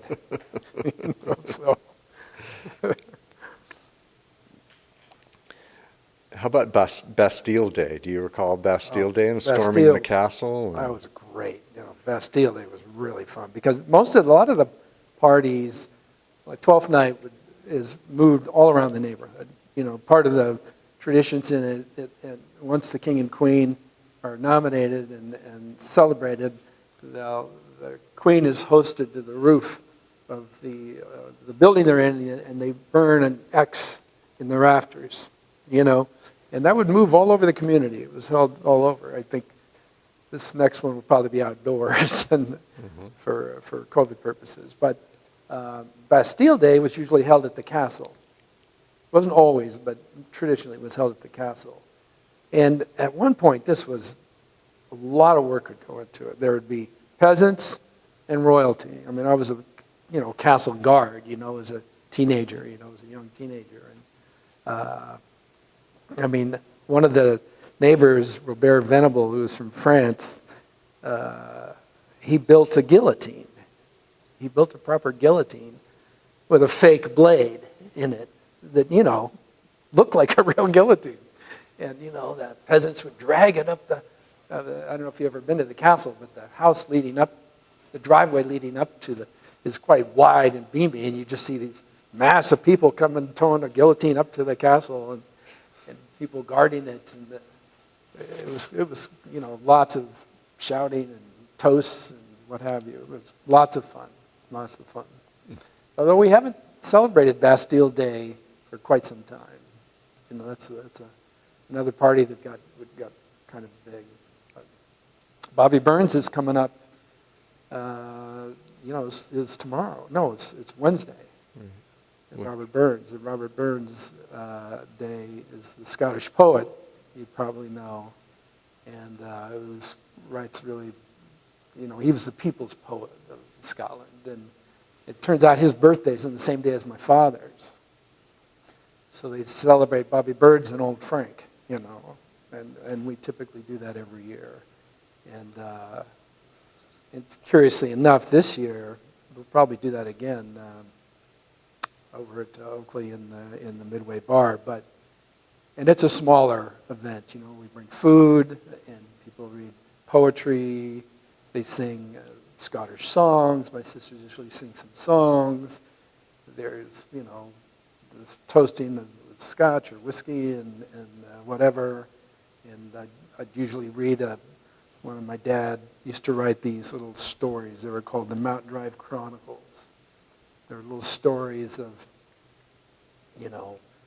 the first wine stop or the building, the building houses and borrowing Bobby Hyde's tractor and it getting loose and rolling down the canyon and just little stories, And but this year on Wednesday, my dad, if he was alive, would have been 100 exactly on Bobby Burns Day. So we'll have to raise a glass for him as well. So. Right. So the Renaissance Fair has been described as being inspired by Mountain Drive's 12th Night, a combination of pot wars, music, costumes, body humor. How would you describe the connection between Mountain Drive and the Renaissance Fair? Well, I know the Dobbins, the Mountain Drive had a reach. I mean, it had friends in San Francisco, it had friends in LA. It attracted like-minded people. And I know when the Dobbins, I think, got involved with KPFK down in Los Angeles, but they'd come to the Pot Wars and to the events, and KPFK needed to raise some money to either launch or support the radio. I don't know the exact specifics, but I remember that the community decided to go down in mass and support, have an event down in a park in Los Angeles and try and raise money for KPFK.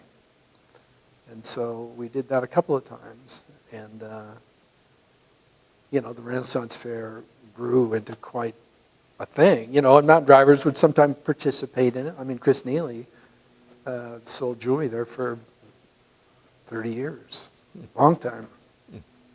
And we'd go down to the Renaissance fairs, and then, of course, they became private, and they weren't for benefiting KPFK anymore, but they were quite grand affairs, and, a lot of us would go and spend the weekend there and so forth. Lots of fun, Do they still have the Northern Fair? I don't know if they still have I think so. in Northern California. I know the Southern Fair, I'm not sure if they do it anymore, but It's a considerably tamer event than it was years ago, but In what, when you say it's tamer today, well, I mean in that, it's in a private property, it's sort of fenced off, you got to buy tickets, it's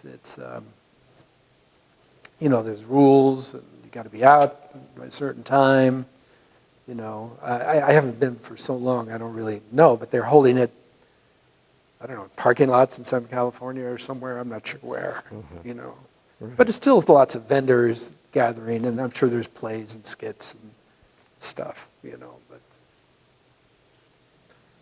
not quite like the days of old. But And do you recall when hot tubs first arrived on Mountain Drive, when it was first a thing?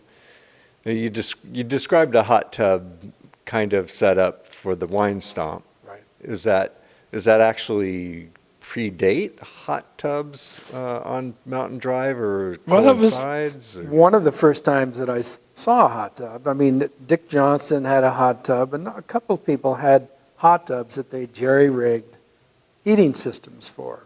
The trick was how do you get enough hot water into a hot tub to fill a hot tub? You have to circulate it through some means. And I mean, you couldn't buy anything like that at that time. And there were people take old wine vats and convert them and get an old water heater and take the gas heating elements and stuff out of the bottom of it and put a fire under it and just keep circulating the water through it and heat a hot tub. And they were around.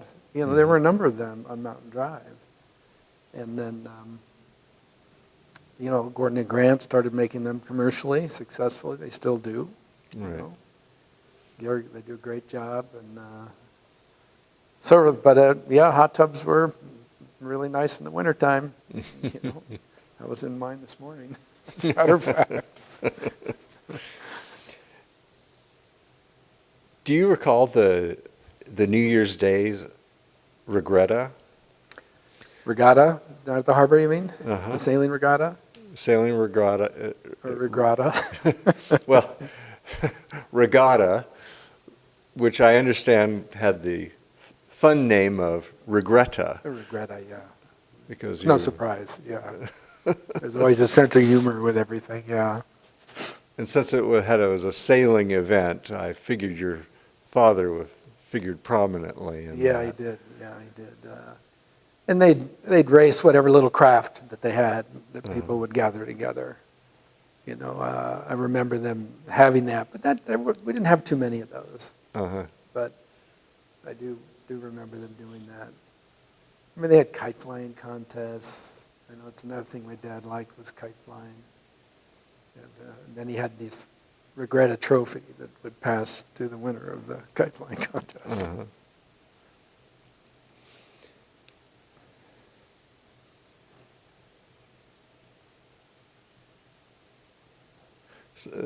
So we've talked about a lot of the well-known celebrations on Mountain Drive, but there's a lesser-known event that I've heard of, but not really gotten a very good story on. I wondered if there's anything you could tell us about the Mountain Drive 200 automobile race. I don't think I can, actually. Does that even sound familiar? It sounds familiar, but I don't remember that. Yeah. I don't remember that. That sounds like a good Some one. things that kind of seem like they got made up over time. Yeah. So that's why I ask about these things. If you don't know about it, I kind of wonder about the. Yeah, I don't know. I don't know. Vast. But I mean, there would be no place to really do that. I mean, Mount Drive wasn't really conducive to playful demolition derby type racing. Right. Derby racing. So I'm not sure. Right. So, 1964 was the Coyote Fire. Yeah. And now might have been a time when you might have gone off to Australia. Were you here I for was that? here. I was 14. Uh-huh. I was born in 1950, so Okay. I was 14, turning 15. That was the the weekend that I turned 15, my birthday, or either 14 or 15, or the weekday. Yeah, that was a traumatic event. I mean, we were in school, the fire started up top of Coyote Road, and we got let out of school early.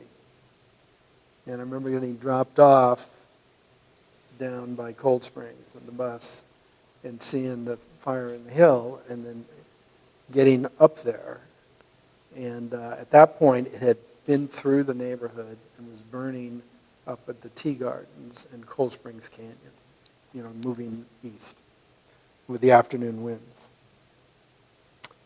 And my dad had got the family together, and the area around the house was somewhat burned, but he'd saved the house. He'd been able to save the house initially. And we went up to Jack Bogle's place, and we were celebrating, thinking that we'd saved our home, and having some dinner. And then the wind shifted, and Santa Ana came up pretty strong. And it became apparent, we saw that the fire was coming west again, across the foothills. And my father thought that we should go down and be prepared to fight to try and save the house. So someone took the rest of the kids. My mother and father and I went down to the house. And the wind just grew stronger and stronger. The fire department came by and said, "You got to leave. You can't stay here." And my dad told them, "We'll be out of here soon," whatever. They left. And at one point, a ball of fire jumped from Tea Gardens or the hill, the bank on the other side of the draw there, came over and hit the point across from our family home, and just started burning like crazy. And the wind whipped up, and there were just embers in the air. I mean, I thought my hair was going to catch on fire. It was that intense. And we were watering down the house with hoses. And my dad said, "We got to go. We can't stay." So we drove over to Coyote, down Coyote, back up Sycamore Canyon to Stan Hill's place on near Chellam Way. And we climbed up on the roof, and a number of the Mountain Drive families sort of gathered there. And this was before Stan built his place on Mountain Drive. And we could see the fire starting to whip through the neighborhood. And we saw the second story of our home literally blow up, just explode in fire. You know, when a fire gets, when anything gets hot enough and has oxygen and fuel, it's going to go. It doesn't matter what it's made of. And the upstairs was plaster, wood frame but plastered structure, and the downstairs was all adobe. And it just blew up. And we had to evacuate that house down in Chellam Way, which was right off Sycamore Canyon. And went down and stayed with the Dailies down in on Middle Road. And at 3 o'clock, or like midnight or something, my dad and a couple of neighbors left and went up to see, when the wind died, what was left. And he came back about 2 or 3 o'clock in the morning, weeping, just weeping. I mean, I'd never seen my father cry, but he didn't have insurance on the house, and the whole upstairs was gone, the roof throughout the house, there was rubble and tile on the floor. We went up shortly thereafter, the morning of first light, and walked down it, and it's a strange feeling to walk into your place you've lived your whole life and just see it on the ground, you know. Yeah. I remember him saying the dungeon, which was the lowest place that he built on the house, was okay, which was my room. And I had my, 14-year-old treasures, as you will, in little boxes in the fireplace, because I didn't use the fire pit. It was down there. And the fire had come down and burned everything in the fireplace, which is pales comparison to at least in the house. But that was a I can just remember the smell, being in the house when my dad came down to the dailies, weeping with his friends. It was pretty traumatic. Yeah. But, you know, he was a builder, and he was liked by a lot of people. And Ambrose Mill and Lumber donated the wood to rebuild the house. Lots of the contractors, Economy Supply, and a lot of these companies, some of them are still around, helped us rebuild the home. We had work parties, you know, much like today, you know, like the Bucket Brigade and stuff that's going on. And slowly rebuilt the house. You know, got a loan and rebuilt the house. But of course, since then, we've had more fires. We had the Tea Fire that burned 7 family structures, you know, or 6 family structures. My dad's, the little house that I built, the other house that I built, the garage of the main house that I built, my mother's house, my sister's place, their little cottage that their son used. And all of those are rebuilt except for my dad's primary residence. And How about the Thomas Fire? Did it affect it at all? it smoked out my daughter's house that I built and had been rebuilt. So they were evacuated for 9 months in trying to get it fixed. You know, got smoked out pretty bad. Same with parts of the main house that Max was in, and it took quite a while to get that. But the homes didn't. We didn't burn so many homes in that fire because the Tea Fire had been through there, 5-6 years previous or whatever. So the chaparral, there just wasn't as much fuel around. You could see it. I remember being up on Eucalyptus Hill, watching the Thomas Fire march up, you know, day by day. And when it got up above Montecito Peak that morning and came down into Montecito, it was like nothing I've ever seen. I mean, when it jumped, it was coming over Montecito Peak. It got in all that fuel that hadn't burned for so long since the Coyote Fire. And it just turned into, you know, like a 100-yard wide tornado. Literally, just this massive black smoke, what looked like just a squished tornado. You know, it was the bands on it. There was 4 or 5 bands that must have been 100 feet high.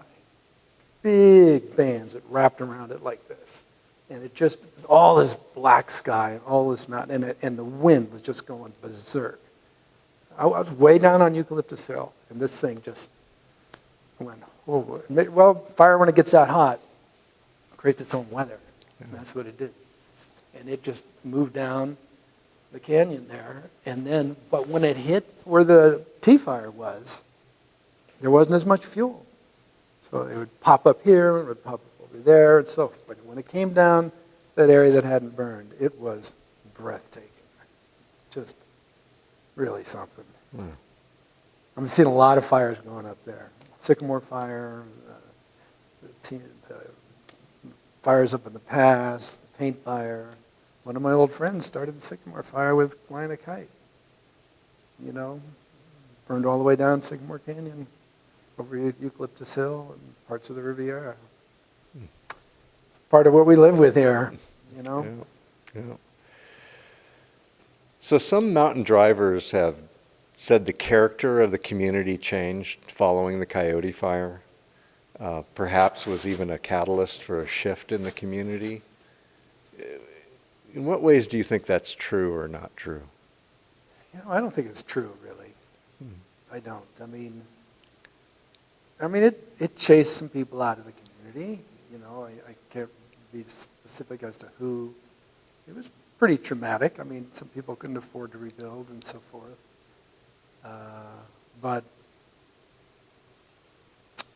And people had to rebuild in a hurry, kind of, and use more traditional building methods. And the county was more involved in the rebuilding of the structures and so forth. But I don't think it really changed the neighborhood. There were still 12th nights and Robert Burns, and wine stomps were probably past that point, maybe. But I don't really think that's true. I think the more recent fires have had the tea fire has changed the community more than the Coyote fire ever did, in my mind. Because the land has become so valuable. And a lot of the people in my parents' age group have passed. And their heirs, some are still around, but many aren't. And the properties are sold. And people have built, wealthy people have moved into the neighborhood. And they have just a more conservative agenda as with respect to what's going on in the neighborhood. But a lot of the celebrations continue. They've modified, moved, but I think some people just couldn't afford to rebuild, and they could sell the property for $1 million and move up to Northern Cal or wherever, or split it up amongst their heirs and move on. Right. So it's changed somewhat in that regard.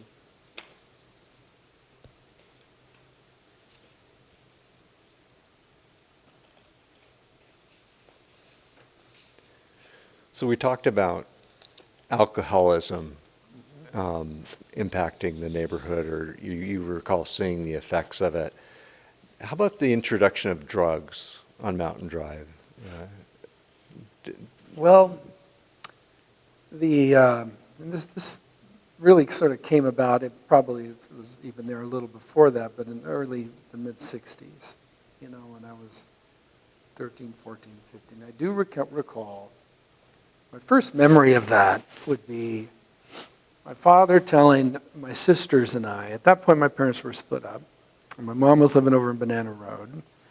My dad and with my little brother and younger sister, Rima and Louie, and we were living, Tamara, Maya, and I were living with my dad and Susan. And I remember one weekend there was going to be a pot war on a Saturday, and on the Friday, or on Sunday actually, on the Friday before, this is quite a while before that actually. Wait a second, it's quite a while before that. A couple of years before that, I think I might have been 12 or 13. My dad told me that he told my sisters and I not to go spend the night away that night. He said that he and Susan were going to take an experimental drug. And they had a friend who was going to guide them on this experience, and that they just felt it'd be better if we stayed at a friend's house that night. So I remember coming back to him the next day, coming home, and I said to him, "So Dad, how was your LBJ or whatever it was you were going to take?" It was LSD, actually, what he was taking. And he told me about this experience, how he could put his hand on the floor and lift his hand off the floor, and he could see the moisture and the condensation. He could see the interaction between the temperature and the moisture in his hand in the floor. And he said it was fascinating, and he was very calm.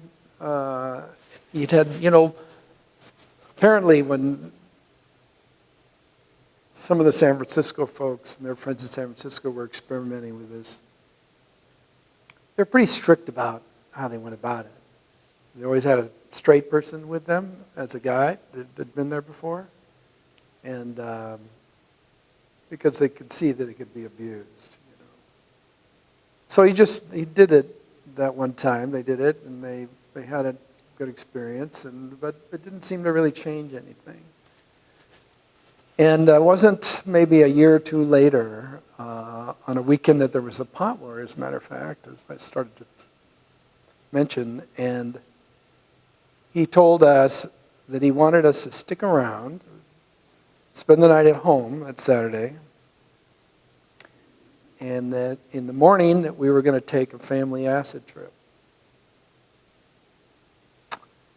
And he said, this LSD's around. You're obviously hearing about it at school or from various people. And we want to control this experience because we know in all likelihood you might try it. And we want to make sure that it goes well for you. And so we got up in the morning at 6 o'clock. He had a couple little odd tabs. He put them and mixed them up in some orange juice. We all had a little glass of orange juice. We walked up on the saddle where I ultimately built my main home and guest cottage. The borders the tea garden property. And we watched the sunrise with my dad and Susan and my two sisters and I. And we all got high together and just had a beautiful morning together. You know, the sun came up, the grass was just brilliant green, the sunrise was super colorful. You know, we felt safe, you know, with my dad and Susan. And really, it was a pretty solid experience, actually. It was very good. And then at one point, when we were it was about 10 o'clock or something, much later, 10, 11, we were past the peak of it, you know. And I didn't have any radical hallucinations other than there was lots of color, you know. The grass and the sun seemed to sparkle with light and so forth, you know, and lots of radiant color, winter color, you know. Anytime the sun's, one of the reasons I like to paint, especially in the winter, painters like the winter, the sun comes up, when it's low in the sky, it lifts the color out of the landscape. So it's, and you see the shadows. So everything's got more depth. It's just visually much more exciting than in the middle of the day. You know. Anyway, at one point he said, okay, you guys can head out and do your thing now. We'll see you at the Potward later. So immediately I go down the hill to the Knapps, to my friend Ronnie Donnie Knapp's house. And, and they lived in a little cottage behind his parents' house, their parents' house, his two brothers. And the mother was a sweetheart, but the stepfather was a real tough guy. Anyway, I went to see them, and I watched this interaction between them and their stepfather and their mother, this hostility and this sort of teenage hatred of your parents' conservative nature or whatever, despite the fact that it's well-meaning. And watch that conflict that all my friends outside of those on Mountain Drive had with their families, with their parents. You know, the parents were, you know, in some cases I'm sure appropriately afraid that their kids would do this or do that, but the teenagers had secret lives from their parents, most of them. And I saw the opposite experience that I just had, you know, really the opposite. And we, you know, bailed that, went over to the Potward and had a great afternoon, you know. You know, and so that's my first experience, you know. And I didn't do that much. I was always a lightweight. I didn't like to get too far off reality, personally. So I never did. I mean, I took it a few times, and that was it. And I don't think my dad did much more of it either. But I could come home late at night, and I could tell my dad, where I'd been and what I'd done. You know, and none of my friends could tell their parents where they were, what they were doing, and that was meaningful to me. So I knew I could trust. He could trust me, and I could trust him. So, as far as the community goes, you know, pot became pretty popular. Didn't see a lot of hard drugs, you know. Although, curiously enough, those friends that I had with the uptight parents, one of them became a heroin addict. I had 3 friends die from basically suicide deaths, from depression over heroin. I mean, I never wanted to go near anything like that. I never did. But I saw a lot of you know, death and misery, the problem was we'd all been in high school, we'd all seen the movies about, I forget what they called that movie, about if you smoke pot, you're gonna do heroin to the next day, that all drugs Reefer madness, yeah. reefer madness are all in the same bucket. Well, those are very different buckets.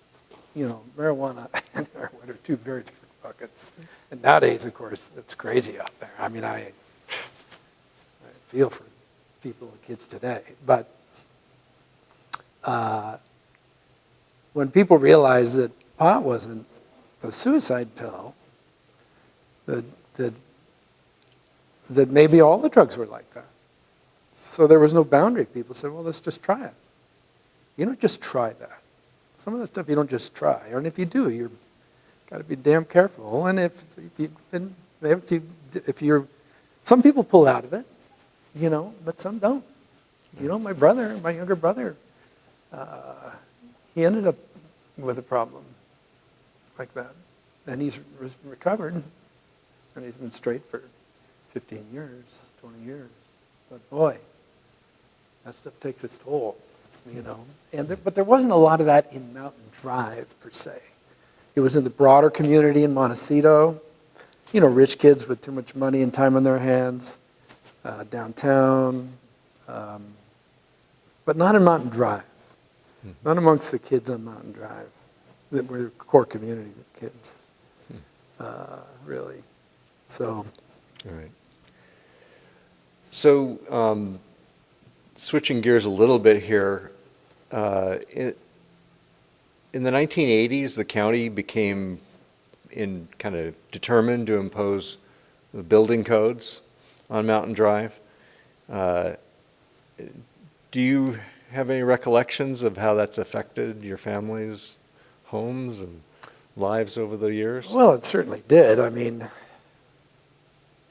we had to legalize the little house that built on the property, on my dad's property, for one thing. And I had built, the second home I built was on this 2 acres I bought from Bill Greeno up on Mountain Drive, across the road and up the hill. And it was a 12-acre parcel zoned for 3-acre zoning. And so to legalize, I built a small, which ultimately became the guest cottage for the main house there. 1,100 square feet, beautiful open floor plan, nice little place. Attractive little spot. It was one of the first solar homes in the country, actually. Solar electric homes. It's probably more photographed than any solar electric home in the country ever. But it's one of my claims to fame. But the county forced us through a lot split that required that, which means I had to come up with an acre of land to have 3 acres. And so we had 2 partners that had 4 acres and 2 of us had 2 acres. So we each had to buy an acre from one of the partners that had 4 and draw these arbitrary lines in the property so that we could have 4 legal lots.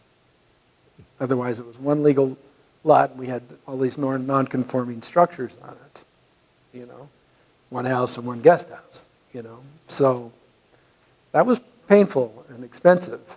And, required road upgrades, fire system, a bunch of red tape, and so forth, which, we did, and probably for the better, when done, but it was difficult. And some places were torn down, had to be torn down. Nothing that we'd built, but some people had to have stuff taken down or pulled out. And the county really, I remember the woman's name that was in charge of that was Sherry Savage, was her name, and she was tough. But she took her job seriously and really worked us over. She's a runner. She's an okay person, but she wasn't popular for quite a spell. So Bobby Hyde strived to create a utopia on Mountain Drive. In what ways do you think he succeeded, and in what ways did some of the outcomes not live up to Bobby's expectations? Uh, I'm not sure. I mean, I never heard it that way, that he had hoped to establish a utopia, Mm-hmm. which to me suggests kind of a, the perfect community that lives completely within itself.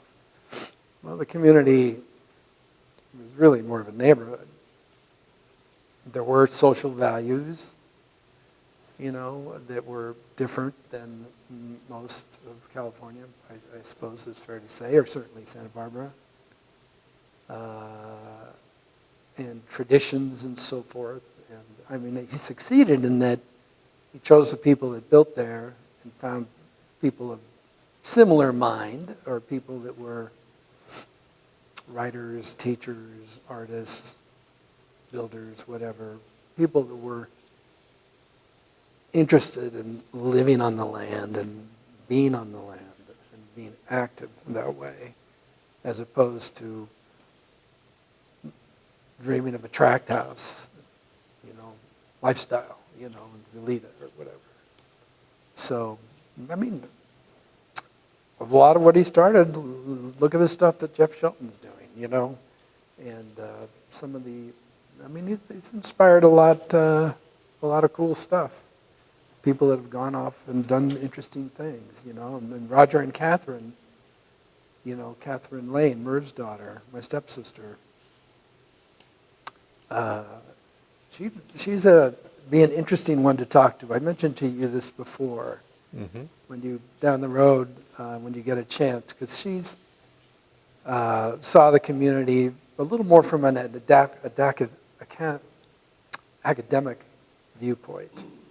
Her father being a professor and having gone to Black Mountain College, and some of the friends that he had that came in and were part of the community on and off. There's quite a, some famous artists and writers and people that mixed in the community, and folks from San Francisco and so forth, that I'm not as privy to because I wasn't in the house at that time, so to speak, Mm-hmm. So I don't know. I think he certainly built an interesting community. There's no question. And he succeeded, I think, in what you could realistically attain in that time in California with everything else that's going on around you. So, and I think he was pretty content with that, actually. Mm-hmm.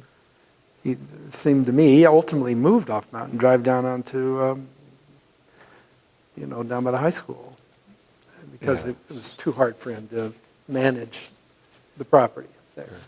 Right.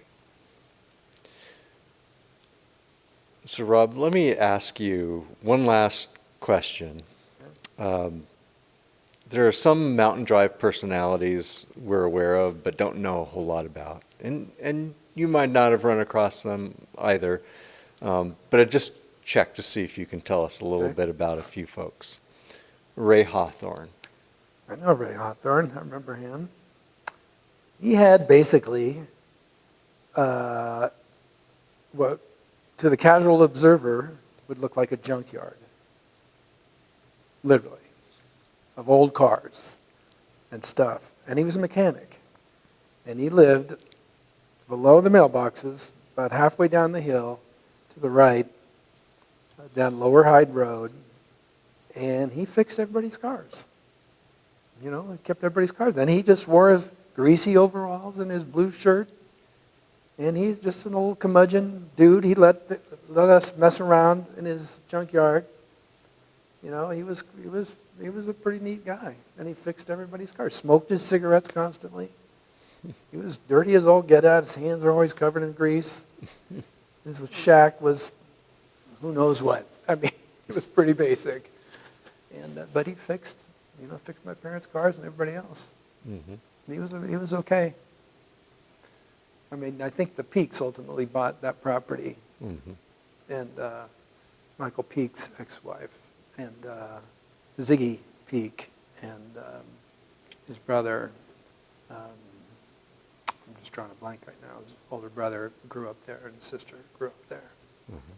And it's opposite Stan Hill's place, which is currently on the market for sale. But Right. How about Eric Katz? Eric Katz, another really interesting guy. He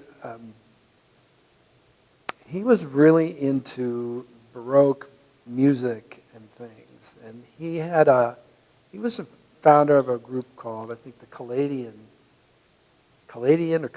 Society, and they played recorder music with recorders, and they did some really good recordings, and in that genre have got some reputation, actually. And he lived above the mailboxes. He was an older guy, kind of kept to himself. I think we took recorder lessons from Merv, but both Mom and Merv got together with him, and they had a band. They had this Palladium Society, and they would go and play, and they had other people in town that would play with them, music with them. Catherine would know a lot about that. I mean, I know my mom would. I've heard the music. I mean, she would sing, and they would play recorders and play all this, Venetian music, really interesting stuff. But yeah, and he was, had a little tiny gray cinder block house. Wasn't much of anything, and but Eric Katz. They did some stuff. They got some notoriety, actually. How about John Lazelle? Do you recall John? Another very interesting guy. This guy, he lived at the top of Banana Road. And he was married to a younger gal. He had 3 children, I think. And he built a bomb shelter of a house. It was basically big. I mean, it was like, 20 feet across, 15 feet high, and then he dug into the hill and covered it, put it up. I might have even done it with a Quonset up and filled it, covered with dirt and stuff like that. Built a house, and his place looked like a disaster hit it. It looked like a junkyard as well. And he wasn't as friendly as some, but he, at one point in the 60s, he built a 40-foot long instrument. They built, it was an I-beam of steel that was, maybe it wasn't quite 40, it was very long, with a single string on it. And he was into recording very obscure music and making very obscure music. He also was into drums and did some very weird, strange, ethereal drum things. But he did a concert at the Libero Theater once. And he had this thing hauled down from Mountain Drive and set up on the stage. And he played this for a crowd of people at the Libero, did a concert there, playing this single string thing. And it made big, spacey sounds, like right out of 2001 Space Odyssey or something like that. Another guy that, I can't remember, he wore overalls all the time. He was an inventor type dude. He was big in electronics too, I think, sound systems and stuff. Interesting. We'd walk through his place on the way going down to Banana Road. My mother lived down there for a while, and of course Banana Road was just an extension of Mountain Drive. There was a cross trail that went down Hyde Road, at the bottom, cross over to Hills, through the gully, up into the Lazelle's, down to McGeorge's, down to Bernhardt's, etc. Ridenhour's, all the different people. How about Lillian Venable? Lillian Venable. Her and her husband moved to Mountain Drive from France. And she was a fiery French gal, just fiery. And Robert was quiet, opinionated, tough, but stern Frenchman. An amazingly talented builder. He could build the most beautiful structures out of just junk, I mean lumber and things. He was really quite impressive. Tough guy to be around. He had no patience for kids and so forth. Lillian was much friendlier. They had two brothers, Pat and Danny, and a sister. Trying to forget her name right now. She was a little bit older than us. She had a boyfriend that was a surfer from Newport Beach, which we all idolized. I mean, he surfed for Hanson surfboards. It was a big deal back then. But they built a house up on Mount Drive that my dad designed, and well, ultimately they got divorced. That's right. They were the inspiration for the Bastille Day. He's the one that built that guillotine I told you about. Right. But he ultimately, he built a number of little houses on Mountain Drive. He was really creative with wood. And he knew his stuff. If Robert built something, it's going to stand, you know? And he ultimately built a boat out of wood and sailed it off into the sunset, never to be heard from again. I mean, he sailed it down to Tahiti, and I think one of his sons, or daughter, got to see him one or two times. We heard from him a few times, but within 3, 4, 5 years, he just disappeared. Thought to be lost at sea, you know. Yeah. Lillian married Dana Smith. Dana Smith was a prominent lawyer in Santa Barbara, successful. I think he worked for the county, actually. He was city or county attorney. Good guy. He was divorced. The two of them met through Mountain Drive circles because he was a friend of my dad's. And he built a beautiful home up on Mountain Drive that my dad designed out of fired adobe. This is the adobe bricks that are fired in an earth kiln in the ground, you know. That really is I was on the lot just last week in the storm, you know, just checking it out, just wishing I had the dough to buy it. It's such a beautiful spot. The house that he had there, I'd just replace it. It burned in the Tea fire. Oh. It was lost, but that was a really nice place. But Lillian and he finished out their years there together, quite happy up on Mountain Drive. Their oldest son, Danny, who was a good friend of mine, was lost. He committed suicide after wrestling with heroin addiction, drug addiction. Very sad. Shot himself, or hung himself in his bedroom, actually. Really a blow to everybody. And then his other brother, the younger brother, Pat, you know, he battled with some alcoholism, but was in and out of some recovery. I'm not sure what his current status is. I think he recovered, but I know Dominic was the sister. I saw her 4 or 5 years ago, and I think she's fine. She's not living here, but I think she's fine. Mm-hmm. Okay. Well, I think that really wraps us up. Thank you very much, Rob. We really appreciate you sitting with us and sharing your memories of Mountain Drive. All right. Thank you. You're welcome. It's been a pleasure to try and remember it all.